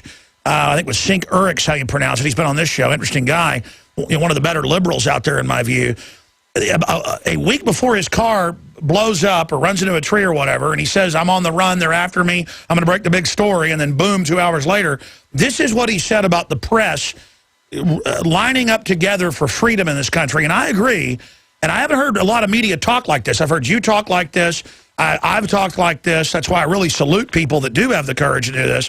And I think the press should investigate what happened to Hastings. Here's that clip. We'll get George's take on it. The Obama administration has clearly declared war on the press. It's declared war on investigative journalists, our sources. I think the only recourse to this kind of behavior by the government is to say back to the government, we declare war on you, and from this point forward, we should no longer, as a media as a whole, cooperate in any manner with the government in terms of when we're doing national security stories. We should withdraw all our cooperation, and we should publish everything we know, because it's a free press. It's not a free except for when the government tells me to do it press. And we've been way too easygoing with these guys. We've let them get away with this for years. We've let them tell us what to print, what not to print. And I say be done with it, and everybody should just get together and fire back, because no one else is going to defend the press.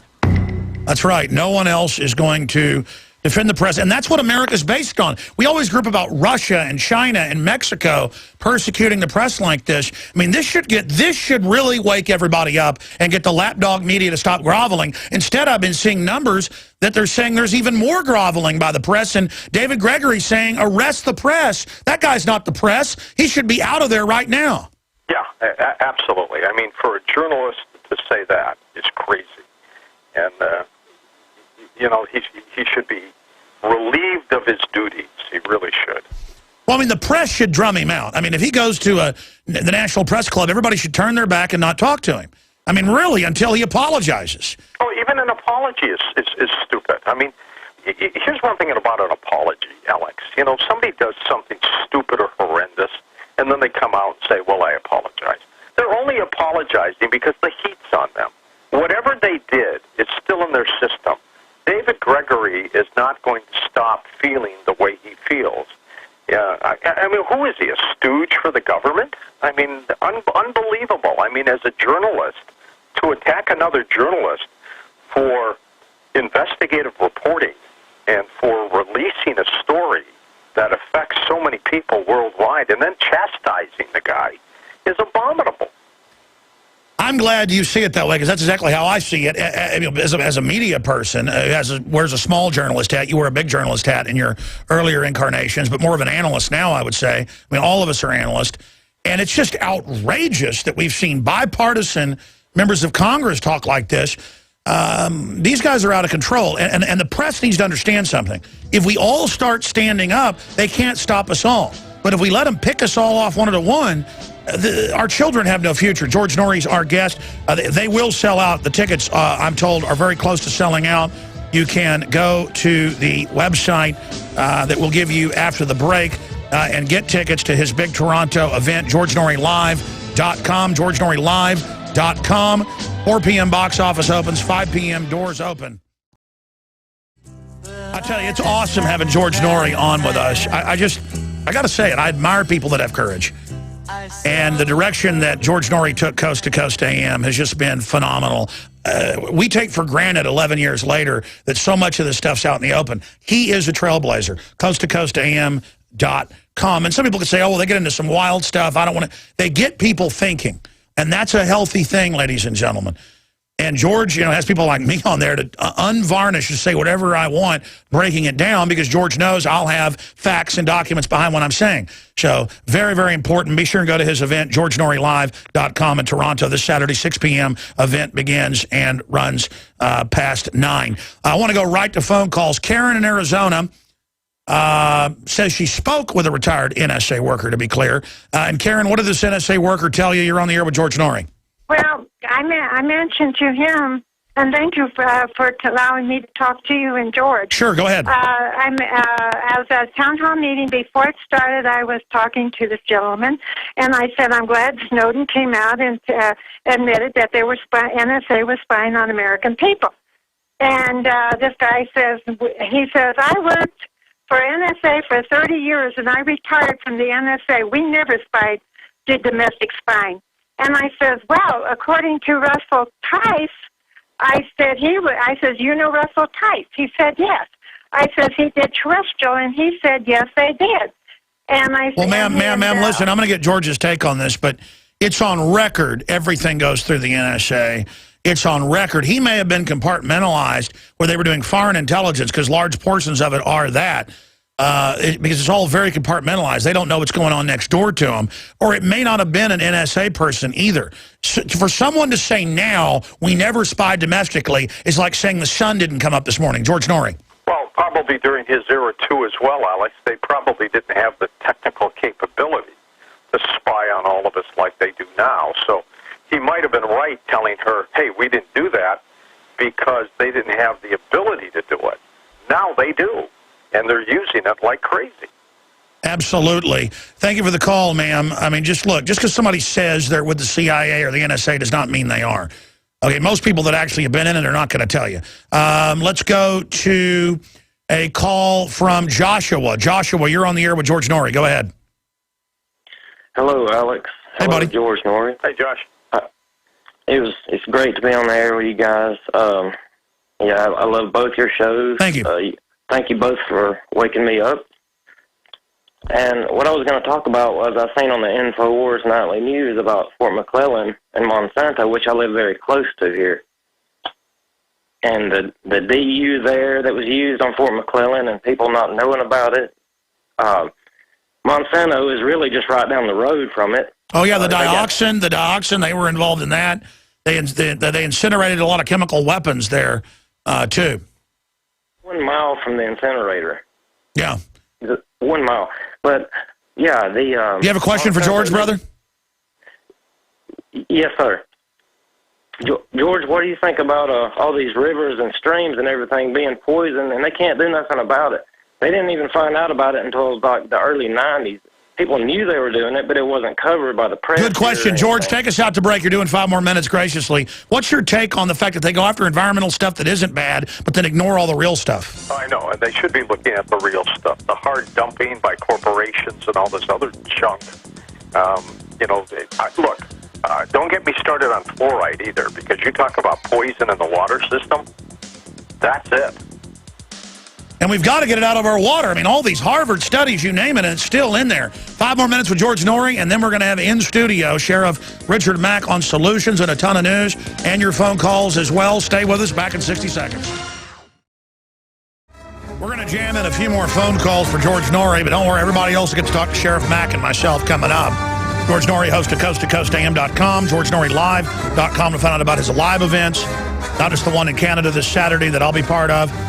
And then, of course, everywhere I go, I see people talking about your show Beyond Belief, and I see the ads all over the place, George. So that must be pretty successful. That's a great little show we're doing. It's something I tape once a month, 4 shows, Alex. Love to get you up there as a guest. We tape in Denver, and they air it. It's an internet-based show. The company is called Gaiam TV, and they just wanted to get into television in a big way. And it's like Netflix. They charge a nominal monthly fee, but they also have access to thousands of self-help videos. They bought Vivendi from Universal, and they provide all that. I mean, so for a little fee every month, I mean, you can do everything. You tell me when, and I'll set it up with Tom, the great producer of that show, and Coast, of course, along with Lisa Lyon, and I would love to come anytime you'd like. I love Denver. If anybody wants info on the TV show, just go to our website, coasttocoastam.com. You click hosts at the top, and then it just opens up. The TV icon is there. We've got it on screen for viewers as well. Let's real quick. Paul in Florida, then we'll go to Joseph. Go ahead, Paul. Quick question for George. Yeah, hey, Alex. First-time caller. I just wanted to thank you, sir, for waking me up. I know you don't like to hear it. And as far as George, I'd like to articulate on the first part of the segment when you talked about how the New World Order has kind of rushed things and put everything, the whole plan into perspective and kind of rushing it in now, because it's almost like they are sort of bleeding out. The more we wake up, the more people we wake up, it seems like, they are rushing things with AI. And I'm trying to figure out, because I have kids and so forth, it's like I'm trying to figure out how fast it's going to be before they implement, the AI, robotics. Google's coming out with its own glasses. They're trying to get this takeover in as fast as they can, and it's so criminal. I mean, now it's in the news like, is it good that your smart TV's watching you? Not, oh, my God, it's 1984. It's like, oh, all the crazies were right. But again, I guess we end the interview, George, as we started it. This is crazy. We're at the crossroads. They are panicking, Alex, and part of the problem with this, when we talk about the New World Order, you were in the United Kingdom at the Bilderbergs just a few weeks ago. These are groups of people, and people say, who are these people? Well, it's obvious. They're people who have so much wealth. I mean, just today they just revealed a report that 70% of the Americans are living paycheck to paycheck. These people never got paychecks. This is family money handed down over the eons, and they've got so much wealth. I'm talking billions of dollars. They're playing God. They're bored. They're bored. So what they do is they do the next thing. And, believe me, if you watch Eyes Wide Shut, the Stanley Kubrick movie, you'll see some of the things that they do. That's what they really do. That's what they're so bored. Yeah. But this is a game for them. This is world domination, and they're having a great time doing it.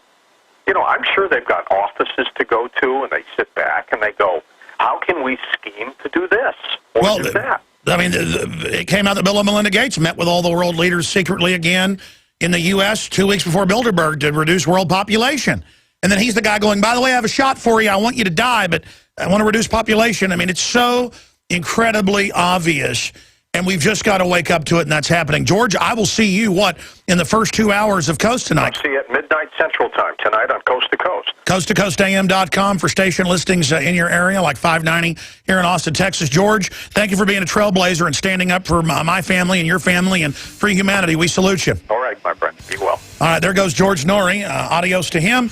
We're going to bring in Richard Mack. I believe he's here. Yeah, there he is out there.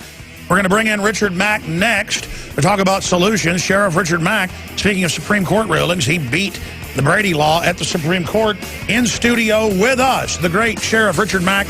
More of your calls, a ton of news, all straight ahead. Infowars.com is our website, and prisonplanet.tv. And he's here right now, Sheriff Richard Mack, good friend of mine, always good to see him in person, like a Clark Kent type guy. And he's here with us. He, of course, took it all the way to the Supreme Court, the Brady bill being unconstitutional, and beat it. One of the biggest Second Amendment victories we've ever had, and he's in the NRA Hall of Fame. SheriffMack.com. He's a best-selling author. He's making a film right now about getting the sheriffs and local police to wake up and take our counties and cities back. And that is the answer. We're going to get into all of that at the bottom of the hour. And Paul in Florida and Joseph and David and Empty Congress and Mike, we're going to get to all of your calls as well on any issue, because he's also been a talk show host off and on in his own right. He can speak to those issues. But I want to cover the waterfront with Sheriff Richard Mack, because he's gone to Arizona to work with the cold case posse. There's no doubt we don't know who Obama really is. There's no doubt those are fake birth certificates. We just don't know what exactly it means. Very bizarre, but he's been working on that. We're going to get his take on that. But first off, we've gone from being called kooks talking about NSA spying, because it had come out before, and kooks about the IRS harassing conservatives and libertarians, to it all being admitted, to it now coming out that indeed they are building FEMA camps, they are training to confiscate guns, that they have Army manuals on, quote, re-education centers, using the Soviet term. I mean, it even blows me away that they're really this evil and corrupt and trying to just hide it in plain view and get the police and military to go along with all the dramas, all the sitcoms, all the movies where the gun owners are the terrorists and the patriots are going to kill everybody. Yeah. I know it's backlashing, but I want to get your take just in general, where you think the state of the country is right now, and why the globalist, as we were talking about this last hour with George Noory, Everybody agrees they are accelerating the whole program. And I think we're at a danger that if it all comes out in the open and then nobody gets in trouble, it just sets the precedent. And now we know we're slaves, but we're slaves. Instead of it boomeranging and kind of swinging the pendulum back. And then I'm concerned if we start swinging the pendulum back, they're going to false flag. So Sheriff Mack here to film and do interviews for Obama Deception 2. Great to have you here, my friend. You heard that general breakdown I just laid out. What is your State of the Union take on that for our viewers? Well, it's amazing that a lot of this got put off until after the re-election of Mr. Obama. And you're right, we don't know who he is. We don't know where he's from. I'm not positive that he knows. Sometimes when we get into that. There's so much going on, and isn't it wonderful, though, to have the endorsement of the federal government that the things that you've been preaching and talking about for the last 10 to 15 years are now coming to fruition? You know, they can't call you kook anymore because everything you've been saying, John Birch Society, everything they've laid out 30, 40 years ago is starting to fall apart in our own government and starting to happen. You know, it is absolutely astonishing, Alex, that we have so many conspiracies coming to fruition and being proved. I mean, especially the IRS. Like, that's a big surprise to anybody. I mean, come on. In 1997... Haven't you been harassed by them? Never. My dad did. That's right. I remember you telling that story, yeah. My dad got it. But this was just 2 or 3 years after he left the FBI. And so what the IRS was doing, and in fact it was exposed in 1997 by Jennifer Long and a few other whistleblowers of the IRS, saying that IRS employees routinely fabricate evidence against citizens who they know cannot afford to defend themselves. My father fit into that. And so they just go after people who are middle class, who they know can't defend themselves, and so they thought my father would just pay the money. My father cared too much about justice and truth to do that, because he knew he was innocent. And he didn't have the funds to defend himself. But he had a friend, a lawyer, and a friend, a CPA, that went to bat for him. And after a year and a half of trying to destroy my father proved that the IRS had lied. Then Jennifer Long came along with other IRS agents, and there were 2 agents who refused to testify unless they were done so anonymously. And so they were hidden behind a partition, and their voices muffled, and they were silhouetted behind a partition. The only violates the Constitution. Sure, but the only other time that that's ever happened at Congress was when the Cosa Nostra whistleblower testified about the mafia. So we have the mafia and the IRS. Kind of a parallel there, isn't there? Plus, our country was built without the IRS. It wasn't set up till 1913 for the Federal Reserve. Right. It didn't become popularly in use till the 50s. It has hurt our country, and they can abuse whoever they want, and people will tell you, I'm not going to criticize the government. The IRS will come after me. I know so many journalists and people who've been told, and they've even taped it, where the IRS says, stop covering these stories. They tell churches, stop praying. Yeah. They tell pro-life groups, go be pro-abortion, and we'll stop an audit. Right. That's in the news now. Yeah. I mean, that's even worse than I thought it was. I mean, what a criminal organization. It is, and so I'm writing right now, I'm in the middle of writing the sequel to The County Sheriff, America's Last Hope. As you said, it is the solution, and it is. We can stop what's going on if we have sheriffs, local officials, and now we're even getting chiefs of police. We have chiefs of police on our board of directors, and we're getting peace officers and deputies. We have deputies standing up. Now, Deputy Lennick, who you know, because you put him out there on InfoWars, Stan Lennick from the Albany Airport, when he refused to arrest the people handing out the flyers. Well, he was our Deputy Sheriff of the Year. And so we had Deputy Lennick at our convention. These are the types of people. Oh, so you got to know him. Oh, yeah, he's a great guy, good man. Now, his wife just had a premature baby, so he came in and left. He didn't stay for the whole thing, but he had to get back to babysit. And what a great guy. I mean, will you give us his contact? We'd like to get him on. Absolutely. You're talking about one of the most exemplary deputies in American history here with this Deputy Stan Lennick. And so who was our Sheriff of the Year? David A. Clark Jr. from Milwaukee. And so who was calling us racist and everything? In fact, even after we've named Sheriff Clark our Sheriff of the Year, our CSPOA Sheriff of the Year, they tried to call, a local newspaper there tried to call us racist. Because well, they do that so that people will Google it and then see that and not be part of it because they're desperate. It's like, oh, you don't want government-run health care? You're a racist. You don't want world government? You're a racist. Don't want to turn your guns in? You're a racist. They just use that on everything. Well, Sheriff Clark responded. He said, I'm the only black sheriff in Wisconsin. I'm the only one in Wisconsin and in the entire country that was named Sheriff of the Year by the CSPOA. He says, it's a little bit ridiculous to go after them for being racist. You know, and I want to tell SPLC, and I've told him before, I've told Mark Potok, he and I've talked a lot. And did you see his quote about me? Not recently. He said, Alex Jones doesn't build bombs, he builds bombers in Bloomberg. Oh, wow. Sorry, go ahead. Wow, that's that's pretty. How are things going with you in the SPLC right now? Well, the lawsuit got thrown out. And I guess, you know, it was a technicality, and I didn't agree with it. And after they threw it out, I bagged it. So they still are going after me, and they've lied about me a little bit, but not nearly as much as. Why did you originally sue them? Because they had lied and put it out all over the country that I said, let's kill federal agents. And you know that my message has always been one of peace. Oh, mine is too. But I mean, they said that I influenced in Bloomberg with no evidence that I made the bombers do it, basically. Oh, brother. Yeah, with no proof. And then they have the SPLC going, yeah, he builds bombers. And there's no doubt I could beat him on that. Yeah, I mean, the ADL's lost lawsuits for stuff like that because I just don't have time to mess with it. And I mean, you know. That was me too. And it's almost a full-time job to sue somebody like that. It is. It's a full-time job. And when I did the Clinton administration, as you mentioned. And you beat them, though. I beat their butts and all the way back to Washington.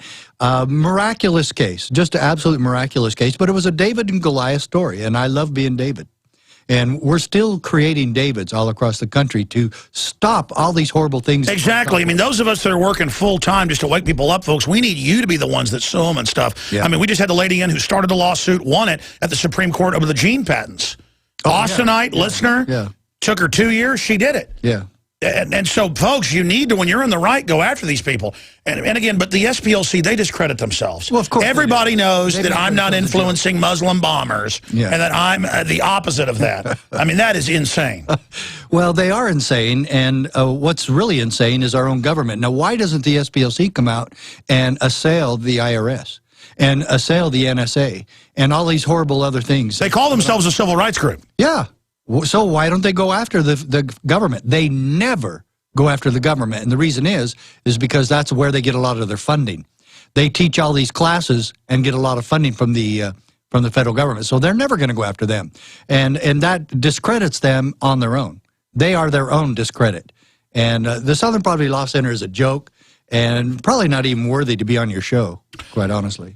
Well, they are becoming more and more of a joke, but they're also very serious players. You know, they are. They ran, with their top informants, ran the Elohim City compound that McVeigh was at. And then Howell tried to expose that, the ATF informant, and got shut down.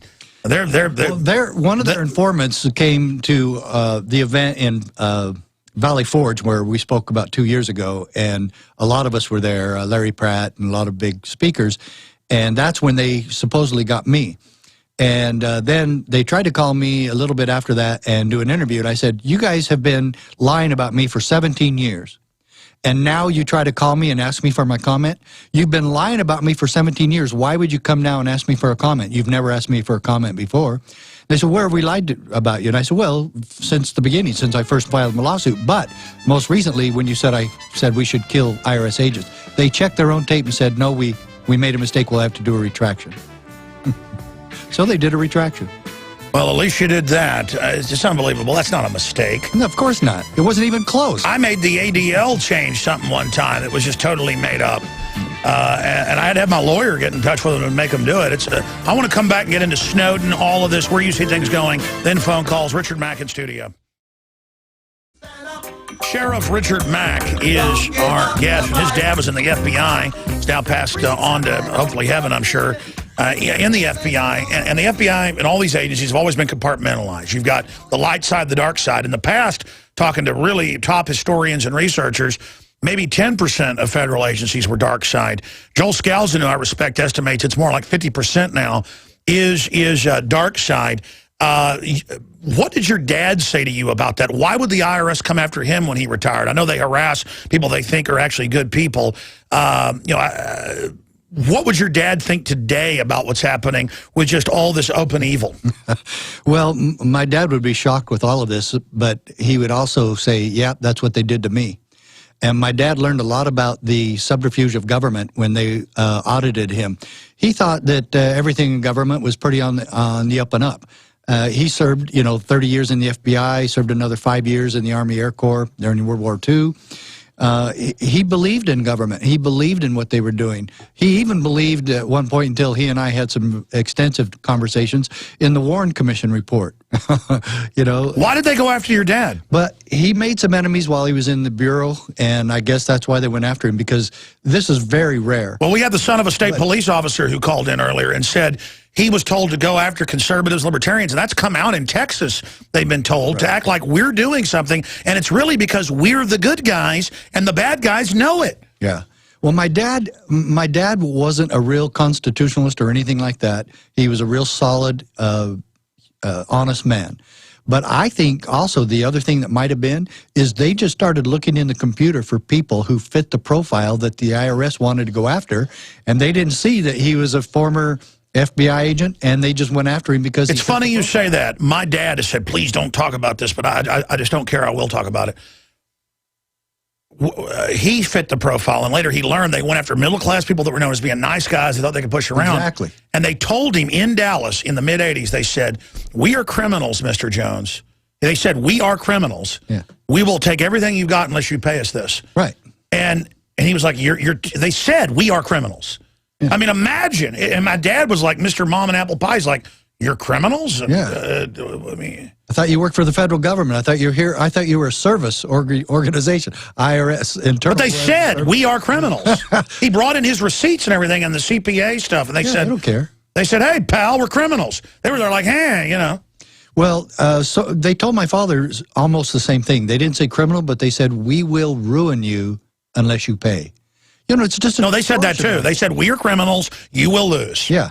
Yeah, of course. And it's an extortion racket, and that's all this is. And that's those of us who still pay the extortion to stay out of prison, we're the cowards, and I admit. But even when you pay them, they come. That was that retroactive tax act in the 80s. Yeah. And they came to him and said, pay. And he said, that's more money than I have if I sold my house. We basically had to sell our cars, everything. And he even fought them for a couple of years, but it didn't matter. Then they just got interest, and we basically took everything my dad had. Well, I mean, this country is pathetic. My dad pulled one other card out, or he probably would have ended up like your dad. And he had a congressman that he used to work in the FBI with, Eldon Rudd from Arizona. I think that the final straw to help my father was Eldon Rudd getting involved in it. And if he hadn't, I think my father would have ended up paying, and we would have lost everything. Because my dad didn't have the money. My dad, to get more money in the FBI, you have to move. To get promoted, you have to move. My dad never wanted to move. He wanted us to be raised in southern Arizona, and in the same community where he was the FBI for 25 years, I became the sheriff. And I'm really grateful. Did he live to see that? Yes. Oh, yes. But he liked that? Yeah, he did. And was he proud of your Supreme Court win? He was. He was very amazed by it as well. He died 6 years ago, so he followed all of that very strictly. He didn't know or understand all of my motives behind it, but he knew and understood me. And he knew that what I was doing was the right thing. He didn't like Clinton, of course. Anybody that was honest wouldn't. But yeah. But and it was just a miraculous time. My mother passed away just 2 years ago, and she was kind of pro-government too. But every time I would talk to her about, okay, what are we really doing here? Why are we supporting government blindly? I said, do you remember what they did to my father? Remember what they did to Dad? And she goes, oh, yeah. And I said, Mom. But again, that shows how old-timers were so honest and so good. Oh, exactly. That even though the government had wrongly come after you and tried to ruin your life, she would still, it's just unbelievable. I mean, and that's why they do the crimes they really are engaged in. Right. The white slavery, the drug dealing. I mean, if the naive people who are well-meaning knew the truth, it's unbelievable. We'll be right back with Sheriff Mack. All right, some of your phone calls on a host of issues. are coming up. Sheriff Richard Mack is here in studio with us. We carry both of his books, The Magic of Gun Control and the one on constitutional sheriffs at InfoWarsStore.com. Every sheriff in America needs to get these, and they've been getting them. Because now you see sheriffs all over saying, why is the Forest Service armed here? And that's up on InfoWars.com today, where sheriffs in Colorado are throwing them out of the towns.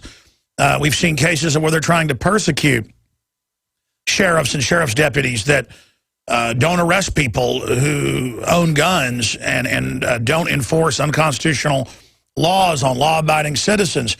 We see moves to have the Secret Service be able to come in and go after sheriffs they're trying to pass in Colorado and places. And all that does is wake up the sheriffs and the police and everybody else. We need to get back to that healthy jurisdictional boundary of the states. So we're going to talk about that with Sheriff Richard Mack here in just a moment. First off, this broadcast is listener supported, and everything we offer are things that I use, I believe in. Take the InfoWarsStore.com Seed Center with the best non-GMO, non-hybrid, open-pollinated, lowest prices, widest selection you're going to find anywhere.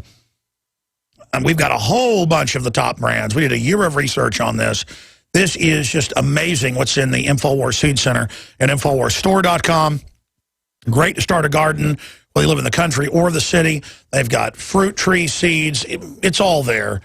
InfoWarsStore.com. You'll find the Pro Pure water filters, 10% off with promo code WATER. You'll find the new film that you can pre-order and get a free documentary with it.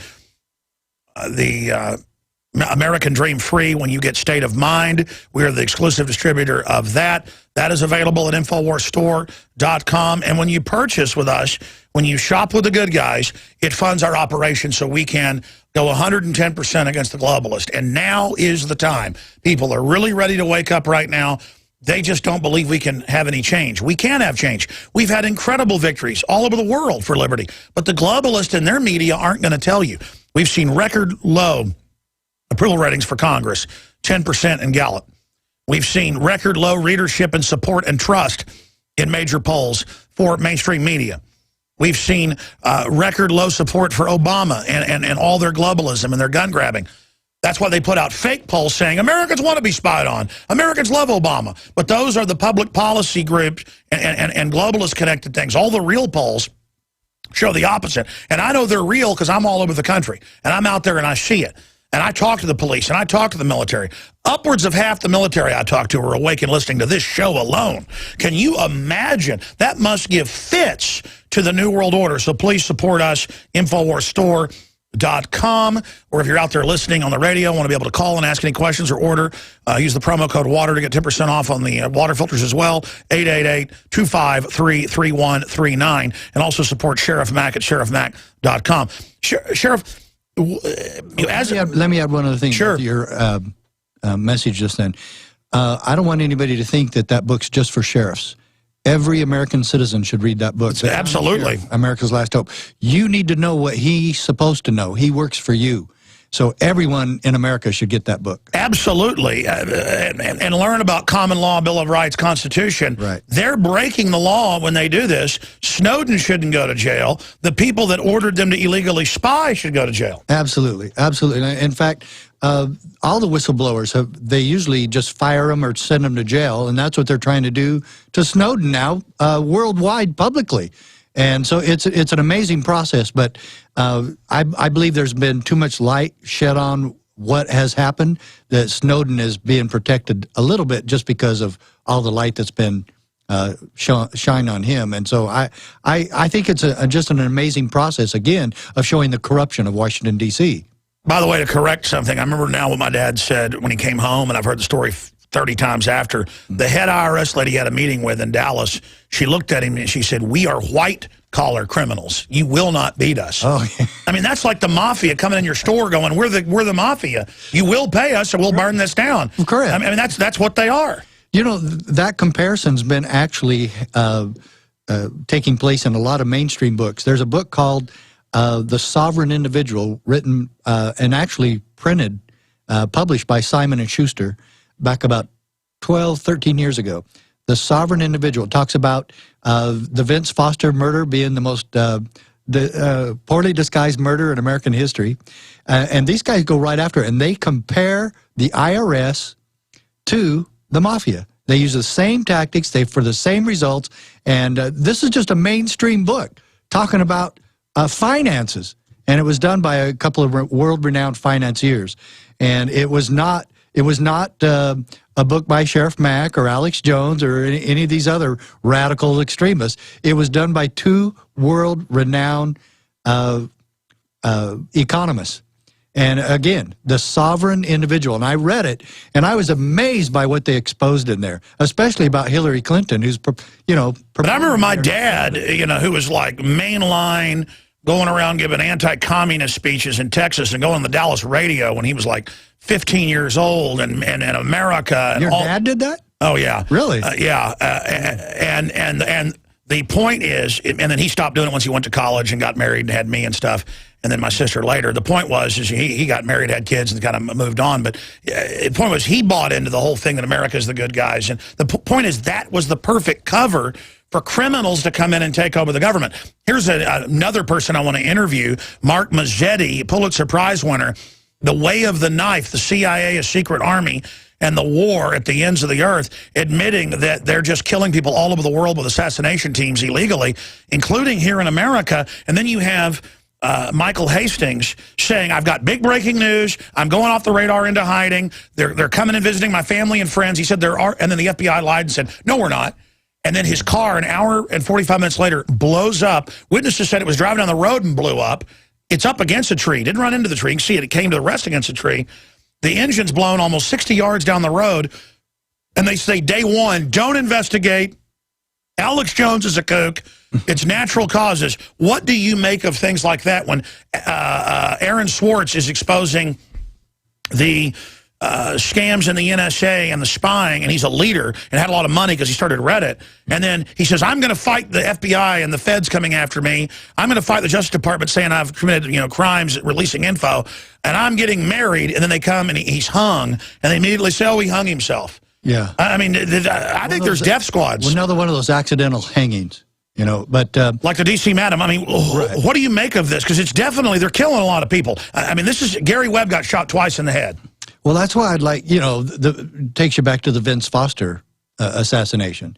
You know, I would really like you to have Mike Zullo on. You haven't had him on, right? The detective, cold case posse detective? No, I want to get him on. Yeah. Like, let's write all this down. Let's get... I can help you line that up, too. But he spoke at our CSPOA convention. I want people to remember that, CSPOA.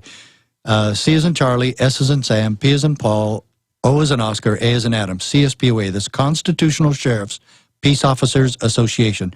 How evil. Oh, I know. You swear to it, and now you're going to follow it? Oh, my goodness. That's what a dirty idea, yeah.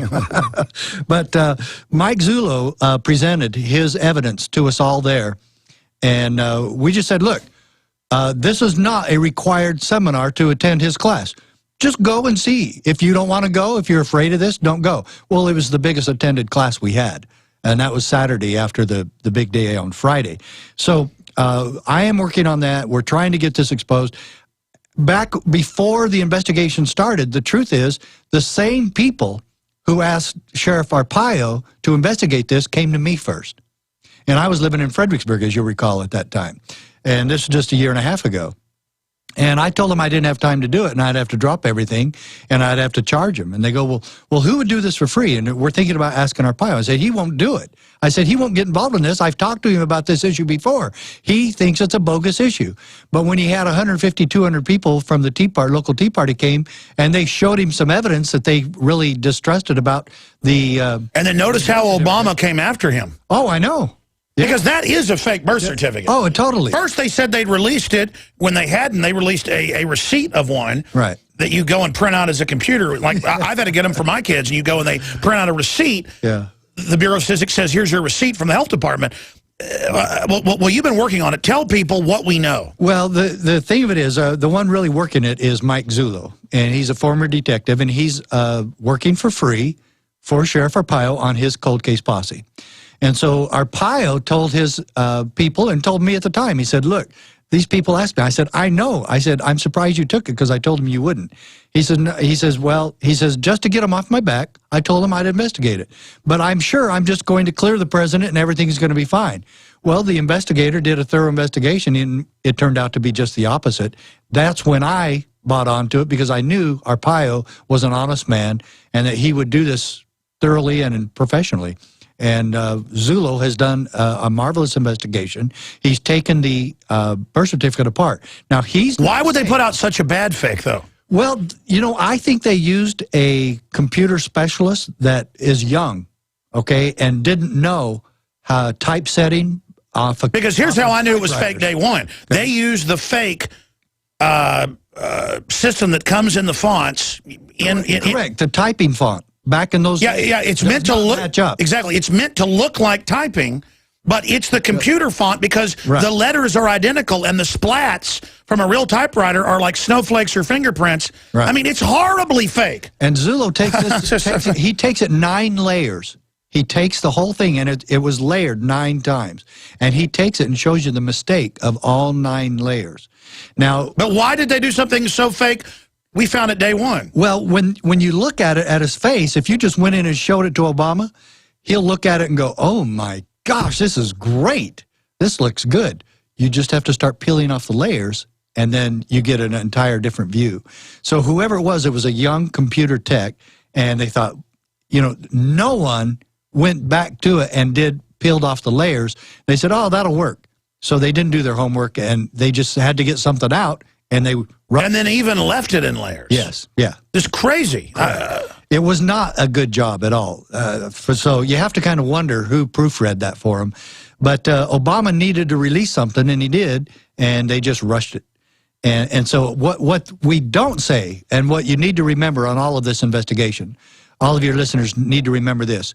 We are not, and this investigation is not, saying where Mr. Obama was born. We're saying that the birth certificate the White House released is a fraud, a fake, and a lie. Have you seen Dreams of My Real Father? We sell it. Oh, of course. I mean, that's his mom, and that's that house, and that's the photos confirmed. I think that's what it is. Yeah. So no wonder. The Kenya thing, that's why his wife said it in speeches and why it was in the Harvard deal. That was the diversion. Yeah. The truth was he had a different name, different dad, famous communist. I mean, oh, man. And you know, and Obama would spend the summers with him? And he used a communist pornographer? Yeah. Now, you know he used his dad's name, Barry Soetoro. Yeah. I mean, that's Obama's name that he used to go to college.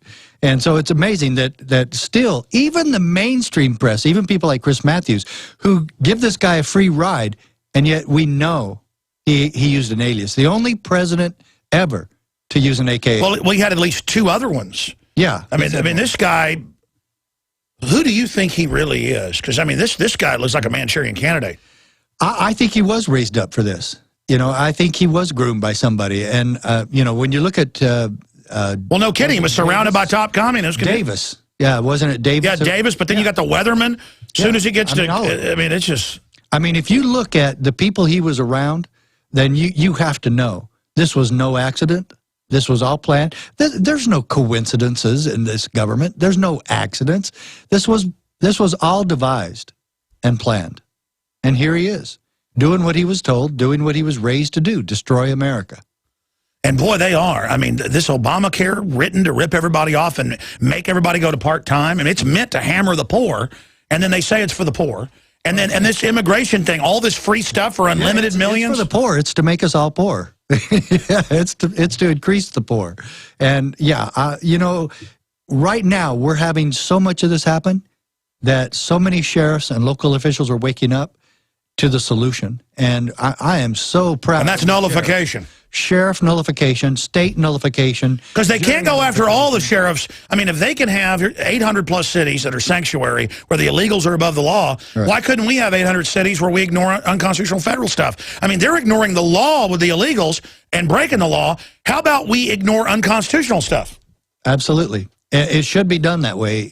My lawsuit was an amazing miracle, but I do not recommend that sheriffs or local officials sue anymore. We tell them no. We erect the barriers. That's the name of our new DVD set from our convention, Erecting the Barriers. That actually is a warning that came to us from James Madison. We can safely rely on local officials to erect the barriers against the encroachments of the federal government.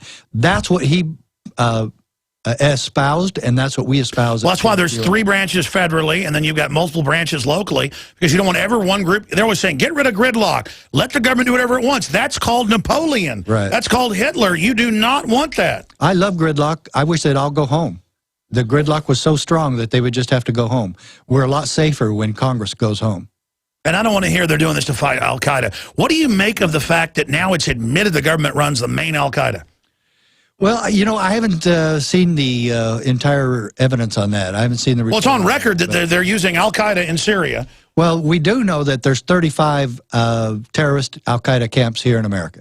At least 35 that the government has documented. So there's probably more. But they're there, and why doesn't, if the government's going after terrorists, then why don't they go after these al-Qaeda? Well, it's the same thing in England. They have radical guys on TV saying, kill everybody, take over. They leave them on TV. And it's the same thing here. They've got those guys over here. I'm telling you, it's on record that now it's come out that they're running these guys. 35. Well, how could 35 terrorist camps exist in America if they're not approved? No, I've seen those on California.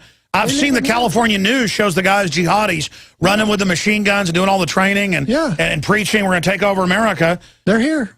But then I have to lose my rights with the TSA. See, they're using it to take our rights. Well, right now, and I fly all the time, and this is something that I've just come up with, that it's easier for a terrorist to enter America, especially through our southern border, than it is for you and me to get on an airplane. Isn't that amazing? American citizens, someone like me, who's dedicated his life to law enforcement and keeping the peace, it's easier for a terrorist to get into America than it is for me to get on an airplane. Well, that's because they're using the terrorist threat, the synthetic threat, to take our rights. We're going to do 2 more segments to take your phone calls. Paul, Joseph, David. We're going to get to all of you straight ahead. Thank you for holding. Sheriff Richard Mack is our guest. I'm Alex Jones, Infowars.com. A lot of breaking news. Ladies and gentlemen, if you're watching on TV, here is from the 1980s, a G.I. Joe Cobra-ish armored vehicle. And if you notice, that's how the police dress now, is like a Cobra trooper. That's how terrorists dressed in the 80s. And this is how the armored vehicles that were in Boston that everybody saw, that's exactly how they look. So we'll roll some of that footage over that. And you see in all the movies this image of martial law. Sheriff Mack, they're really trying to pump us for that, aren't they? It's amazing how much is being exposed by Hollywood in the movies that they're putting out lately. It's really amazing stuff just like this. And Enemy of the State, I mean, that was done about 10 years ago. But a lot of exposure from Hollywood, which I don't understand. What did you make of the Boston bombing and then taking half the city and locking it down and aiming guns at people that didn't even meet the description? Or Dorner, a black guy they're looking for, and they shoot up white women and Hispanic women in cars that don't even match it. I mean, what type of mentality is that? Well, I think the whole thing is just that, the conditioning of our own psyche for the American citizen to be expecting more of that, to be ready for more of that.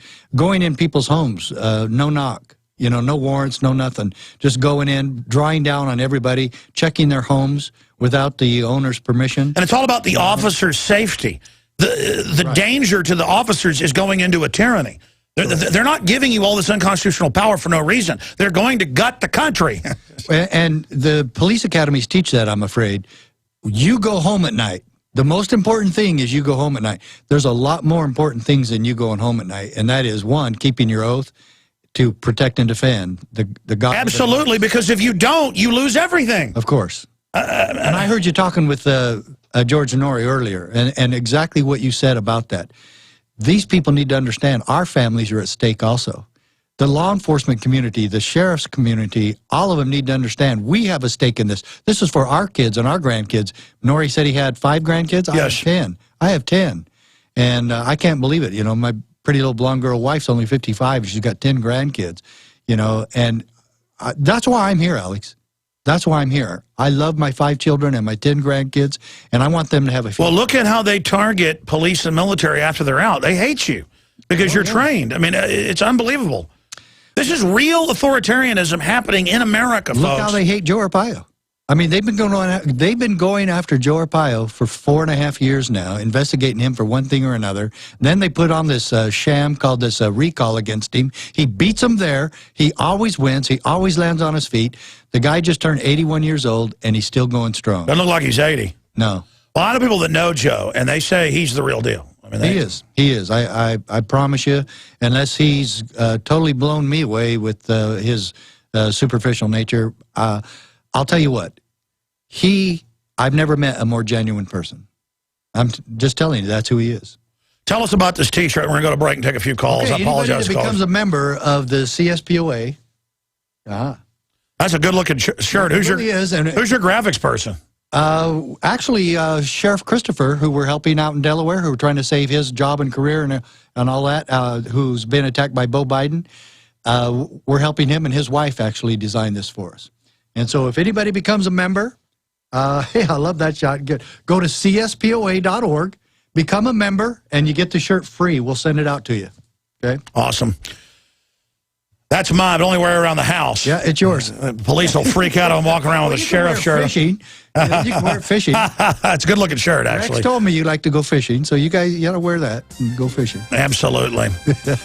There you go, ladies and gentlemen. I guess it's time to do it anyways. That is my son's name, Rex Jones, folks. He's great, isn't he? Oh, love the kid. Yes. What a smart kid. Gosh. Yeah, he's a sweetheart. My book's dedicated to him, so his name's always been hiding in plain view. Somebody has taught that kid well. Oh, he's much better than I ever was. He's going to be amazing. I'm telling you, God has really given me the next generation. He wants to fight the New World Order. I want to know what his IQ is. We'll be right back. All right, I'm going to do some overdrive here. I apologize for everybody having to hold for eons. I'm horrible. I'm terrible. I'm the worst. Sheriff Richard Mack's here with us. Paul, you got cut off earlier. I wanted you to finish your question, and Richard Mack can answer it. Then we'll go to Joseph and others. Paul, you're on the air. Go ahead. Yeah, no problem, Alex. You are terrible. No, I'm just kidding. It's an honor to be on the phone with you, Alex, and of course an honor with Sheriff Mack. Big fan, sir. Just to quote you, something that you had said a long time ago. I will not idly stand by and watch my country die or be murdered by blatant politicians. Sir, we are with you. I think that most of America is awake.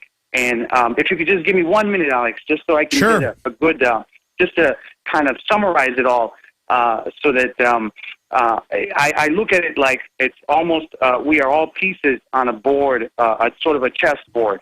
And there's a reason why there's a black side, and a light, which is the white side.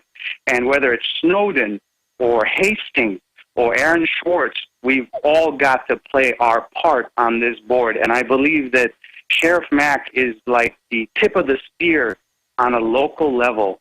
Because if I can wake up my sheriff and have him on our community and just our exactly. Once people are totally awake, it's over. It doesn't matter how much propaganda, how much bull. You cannot occupy a group of people that know you're the enemy. And the globalist, Sheriff Richard Mack, isn't America really occupied by the globalist? Yeah, they are. And what the caller just said is what everybody listening to your program today needs to do.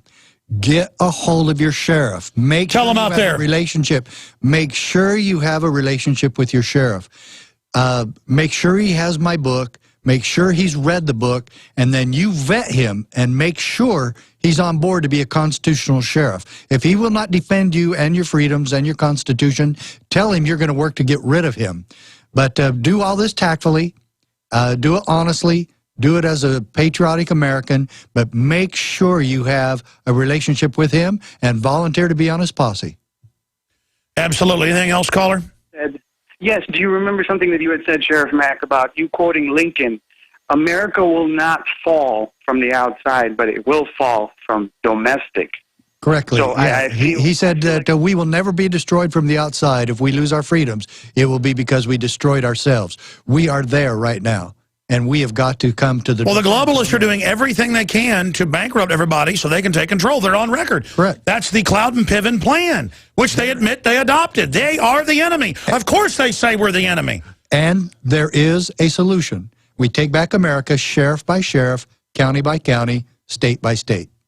All right, caller, thank you. Good to hear from you. Joseph, thanks for holding. You're on the air. California. Hello, Alex. Yes, sir. Sheriff. Yes, sir. First-time caller, new listener to the show. I'm out here in Southern California from West Virginia. And by the way, back there, they're pumping so much of that poison in the water that it's spewing out of they're spewing out of the faucets in globs and chunks of it for weeks at a time, at least 2 weeks out of the year. Out here in Southern California, it's the insane what's going on out here. Government's been controlling everyone's minds for who knows how long. They're out here charging every man they can with domestic violence, charging them $400 to put in a domestic violence fund, charging hundreds. Yeah, they want to get everybody into the criminal justice system. That's why if you drink one beer now, they'll take you to jail while the government ships in narcotics. They want to get everybody in the system with a record so that you have no rights. Anything else, Joseph? Yeah, I got a lot more that you're. Well, look, I'm going to come back to you real quick to have your question for our guest here, since you held a long time. And then we're going to go to David, and then we're going to go to Empty Congress and Mark and a few others. And we're going to continue here live on the other side. Some stations carry this fourth hour, but everybody can find us at Infowars.com/show. All the free feeds there. All right, we're taking phone calls. He got cut off by the break. We were talking to Joseph in California, and let's comment on what he just said, then we'll go back to him. He was talking about how now I read about these cases all the time where if your neighbor hears yelling, the police come and somebody goes to jail, and then they'll come in without warrants, they'll taser people. We've all seen the videos where there's not even domestic violence going on. Or you yell at your kid in a parking lot and CPS comes and takes them because there's no law. They just call it neglect. Now the New Jersey Supreme Court said CPS doesn't even need neglect. Take any children they want for any reason. They ruled that last week. So there's this system. We know tyrannies go after the general public and make them criminals, and then real criminals are left alone. I mean, I want to be like an illegal alien where I don't have to have insurance and I'm left alone. And of course, there's that phenomenon. So what do you say to that? What I say is that we have got to get the sheriffs to build these barriers against all of that. We have got to have sheriffs that don't allow the CPS to take children away for those ridiculous and frivolous reasons. It's been going on for decades. Over 1 million kids a year. Yeah, and it's big money. It's big money, and that's why they're doing it. CPS is a filter of big government money, and so we have to have sheriffs that don't allow this. We've got to have sheriffs that become the guard of the county, guard of the Constitution. That is exactly what we're doing at CSPOA. All of it was born out of the book, The County Sheriff, America's Last Hope. We now have this very strong organization, the CSPOA. I'll tell you what, every one of your listeners needs to get that video through your organization here. We'll have that ready in about 10 days. We already have... Sure, talk to Weldon. We'll get it and carry it because I know these are important events you're putting absolutely. on. This is not just education. This is living proof that what we're doing, that the solution is working. You're now reaching thousands of sheriffs. Thousands. Yes. This is unbelievable. And they're scared. They're mad at you. Yeah, they're correct. Because it's supposed to just be the foreign groups like the ADL and Southern Poverty Law Center are supposed to just waddle in and say George Washington's a pig and freedom is scum and communism's the way and your guns are evil. And we're supposed to just fall down and do what they say. I mean, that we have sheriffs now standing for the Second Amendment in New York and in Colorado and in Utah. What do you make of them going after that sheriff in Florida?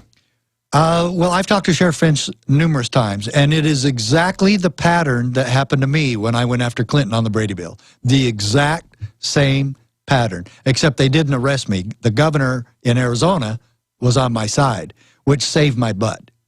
There's several things that saved my butt. One of them was the NRA. I want to get Finch on. We've been in contact with him. Finch needs to be on, and we need to do some fundraising for that guy because he doesn't have a job.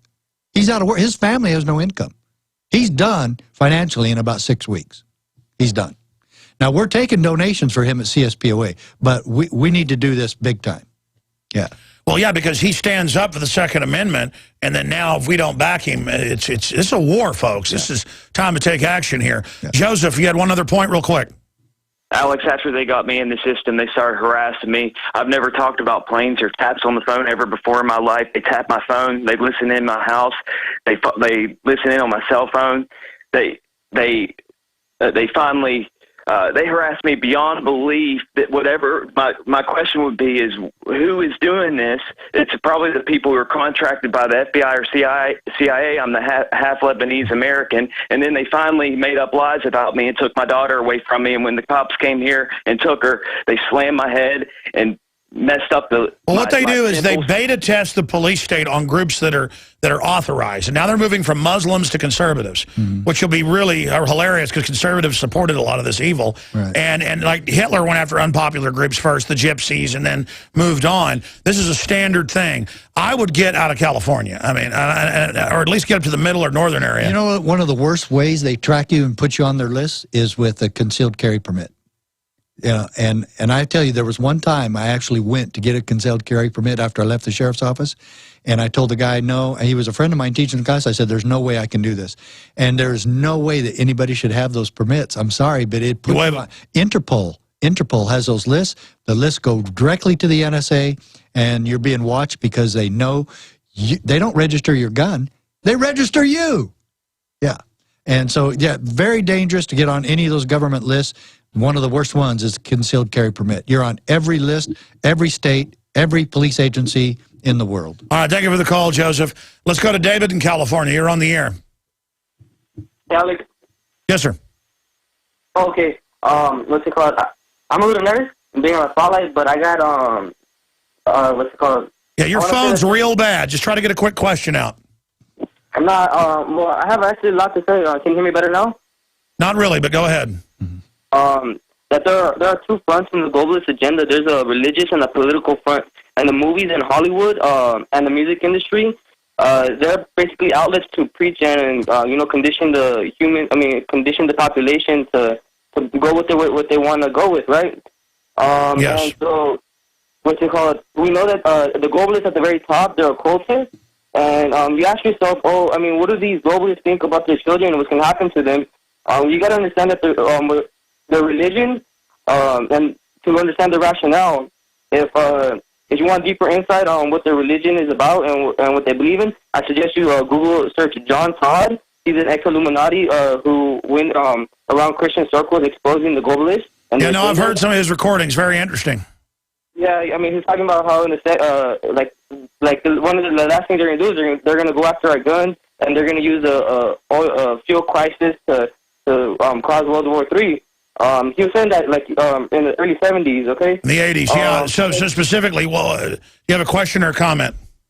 Well, my comment is that that according to the Todd, that the child belongs to the group. They don't belong to the and they're considered an adult at the age 5. They're not considered property or under the care of the parents. And so okay. And they also believe that they're going to come back to life. They're going to be reincarnated. That's why they push their agenda so adamantly. Because oh God, could you imagine reincarnating the Congress we have right now? I mean, reincarnated as a bunch of dog crap. Excuse me. God bless you, sir. I get your point. No, I mean the globalists are into a bunch of weird stuff. Let's go to empty Congress. Speaking of Congress, go ahead. You're on the air, sir, or ma'am, or whoever you are. Hey, guys. Great to talk to both of you today. Beautiful day here in Tennessee. Thank you. What's on your mind? Well, a couple of things. I used to be a plumber. That was my main profession when I first got out of high school. A farmer? And a plumber.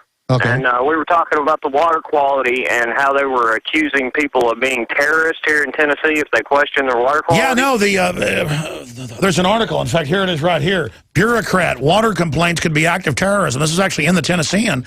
And they said complaining is an act of terror. We may arrest you if you don't like the fluoride in your water. Oh, for God. I'm not joking. Not worshiping government's now an act of terrorism. So what's your point on that, sir? Well, when I first started as a plumber, the water was crystal clear. Now, this is, I'm 38 now, so that's been a few years back. At this point, the water is milky white. It's as white as my wife's car. Oh, yeah. No, they dump, on record, people, when I showed articles earlier when I said this, they dump radioactive isotopes, lead, mercury. The so-called fluoride stuff, they call it, is up to 350 chemicals. Usually it's only about 100. Mm-hmm. And that's why everybody's dying. I mean, the government is murdering us. No wonder people can't get upset, Sheriff. Yeah. They're just brain damaged. Yeah, they're dying. They can't complain. Yeah. Whatever you do, don't get a probe here at InfoWarsStore.com. Just drink the water, take the aspartame, trust the government, take all the shots. Don't listen to me, folks. Well, we know two poisons for sure that they tell us are putting in water: chlorine and fluoride. Those are poisons. That's right. And again, they even take aquifer water in Austin. They know it's crystal clear and good, and spike it with all this garbage. But again, I went to Hot Springs for a week and happened to be a big statewide water convention there. People can look that up. It was about two months ago. It was right when Jim Tucker died when I was there. And it was there. They were in the hotel, the Arlington Hotel at the convention center. And I probably had, I don't want to exaggerate, 50 of the guys who were the head water guys come up and say, I'm a listener. Believe me, we know it's poison. We still are forced to buy it under state law, but we do not put it in the water. So the good news is they know. Yeah, they know. Yeah. But, I mean, it's incredible. So as a plumber, what do you think all that is? Well, basically, I mean, once they put it in there, there's nothing you can do other than filter it. And once you filter it, you're good. But, I mean, you just have to make sure your filters are up to date and have to make sure that you buy plenty of backup filters in case, you know, the economy goes to crap and you can't get any more. Yeah, it isn't a joke. They are. This is a chemical weapon attack. Yeah, it is. I mean, the government is chemical weaponing us. I mean, they're bad guys, folks. I appreciate your call. Let's jam in one more, and I apologize to the others. Mark in California, 1340 AM listener. Go ahead. You're on the air.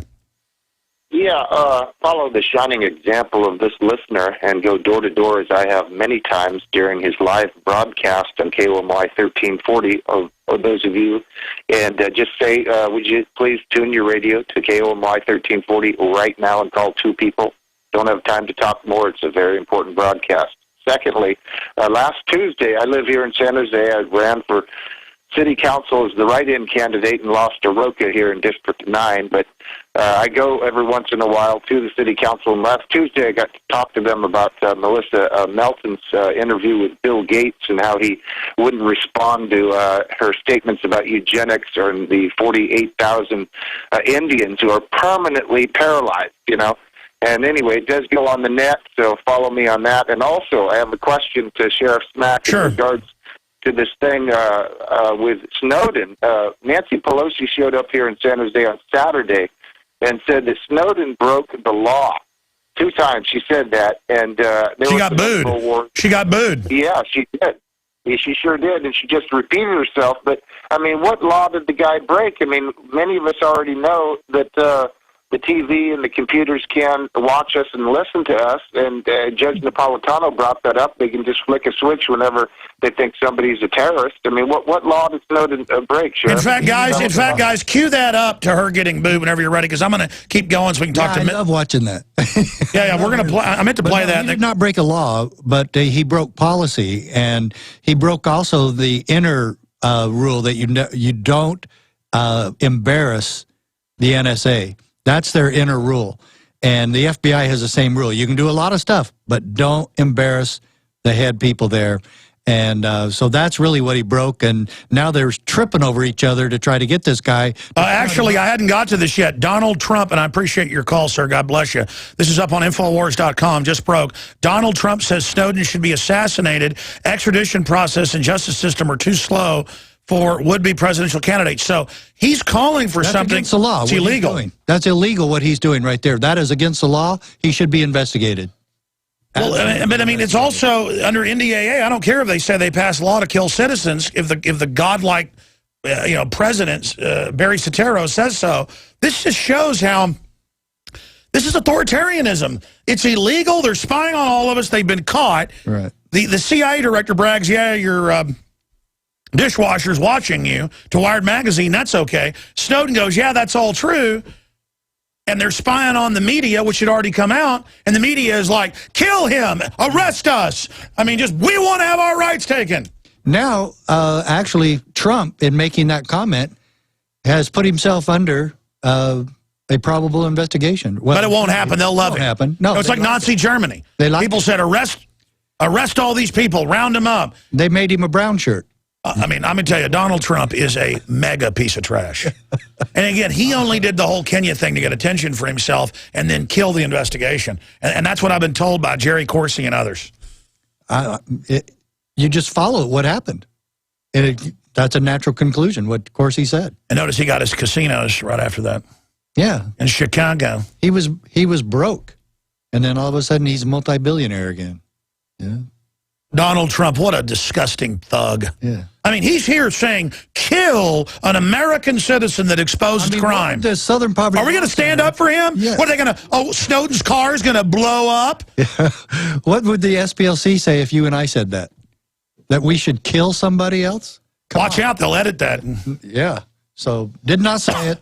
Hey, a lady called in and said, could this be a weather weapon with this tornado? And I said, they have major weather modification, but it's mainly weather systems. I said, that's Tornado Alley, probably a real tornado. They just go on the news and say that I said Obama sent a tornado and keep reporting it every week. Just lying to their audience. I mean, a tornado hit our convention Friday night, and we were evacuated right when I was giving Sheriff Clark his plaque. We were evacuated, and so we were in this little tight room. So I huddled everybody together, got up on a chair, and I continued the presentation. We have all that on tape. Where was that? At the in St. Charles, Missouri, at the Ameristar Hotel. Unbelievable. Yeah, it was amazing. So we didn't let them get in our way. We just kept doing it. So it was probably Big Sis, dressed in a Hitler uniform, steering the thing. It's a joke. MSNBC. Go ahead, go with it, you liars. And she's a space alien too. She said, I believe giant wasps run the New World Order from underneath the building. I never even made that joke before.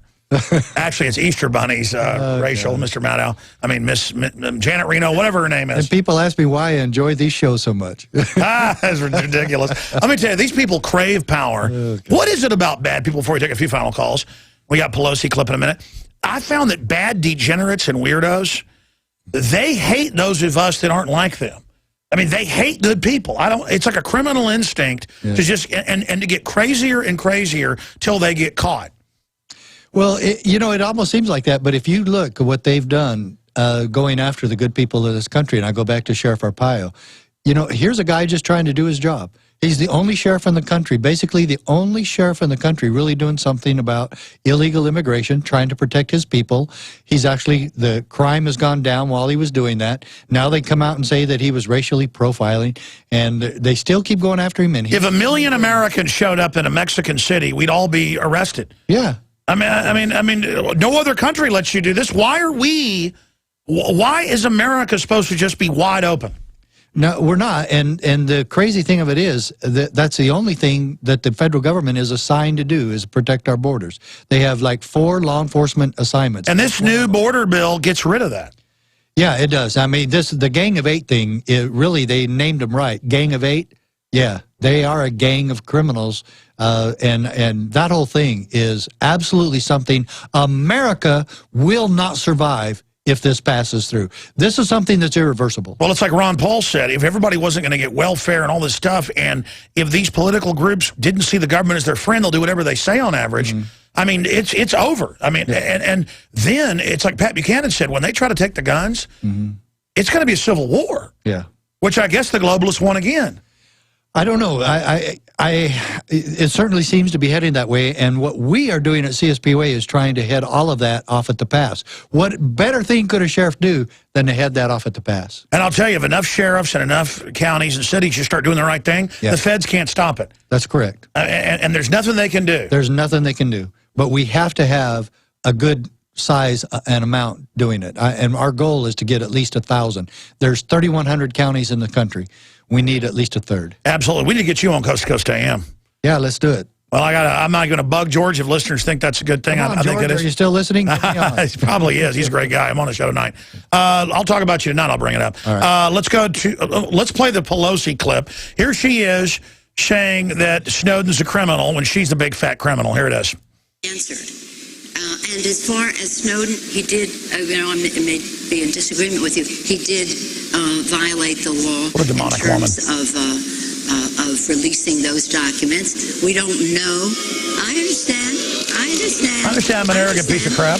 But he did violate the law. And the fact is they're really shouting it down. I love it. Again, we have to have the balance between between security. Before they weren't privacy. spying on us. Now it's a balance to have giant command bases built everywhere, and they're going, "We listen to everything you do." Ha ha ha! This guy goes, "Yes, they are. Arrest him." Yeah, the balance.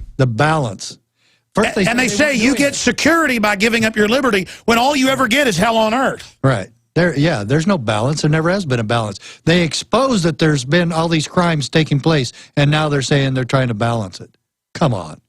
No, the only balance. Well, plus they've had all this NSA when 9/11 and all this happened. The only balance we want is the states taking back the balance of power they're supposed to have. Again, folks, the balance of power is the solution, and that is the counties. Absolutely. Let's talk to Mr. C on the marathon bombing drills. Go ahead, sir. Yes, I just wanted to say what I was watching immediately after the Boston Marathon happened, the bombing happened. I was watching different channels, different TVs. On some of the news stations, they were saying, oh, it was okay, it was just a drill, it was just a drill. Then one reporter came on and said, oh, we're so lucky today that they was having a drill, that there's so many EMTs and ambulances around to help. No, I know. We have those hurt by the bombing. We have those clips. We need to put those back together for people. And then it turned out they had a drill, which they lied about, and they said, don't look at that. And then it turned out the brothers were on CIA payroll being sent overseas again. Did you know that, Sheriff Mack? I did not know that. Sounds like a familiar story, doesn't it? Doesn't surprise me. Not at all. You know, they were going to blame it on the Tea Party in the drill. Did you know that? The Tea Party was supposed to be the bombers, yeah. Wow. What do you make of that? As soon as it happened, that's what I was afraid was going to happen. Oh, it's called Operation Urban Shield. They had drills before, during, and supposed to have them after. Where a group wearing Patriot outfits blows up the event. They wanted to catch up with the IRS attacking Tea Party groups, huh? Well, yeah, you blow yourself up and blame it on them, but that didn't work. So then they had their cutouts, who they really had out there.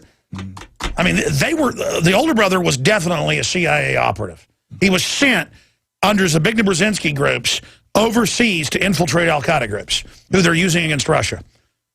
He had fake names. It was allowed to go. The Russians blew his cover a few years ago and said, well, who is this guy? Does he work for you? Why is he allowed to fly on fake names? What's that sound like to you?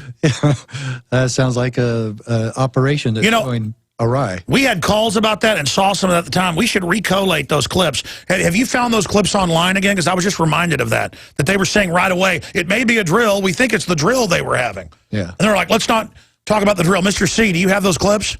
I can't find them. I don't see them online anywhere.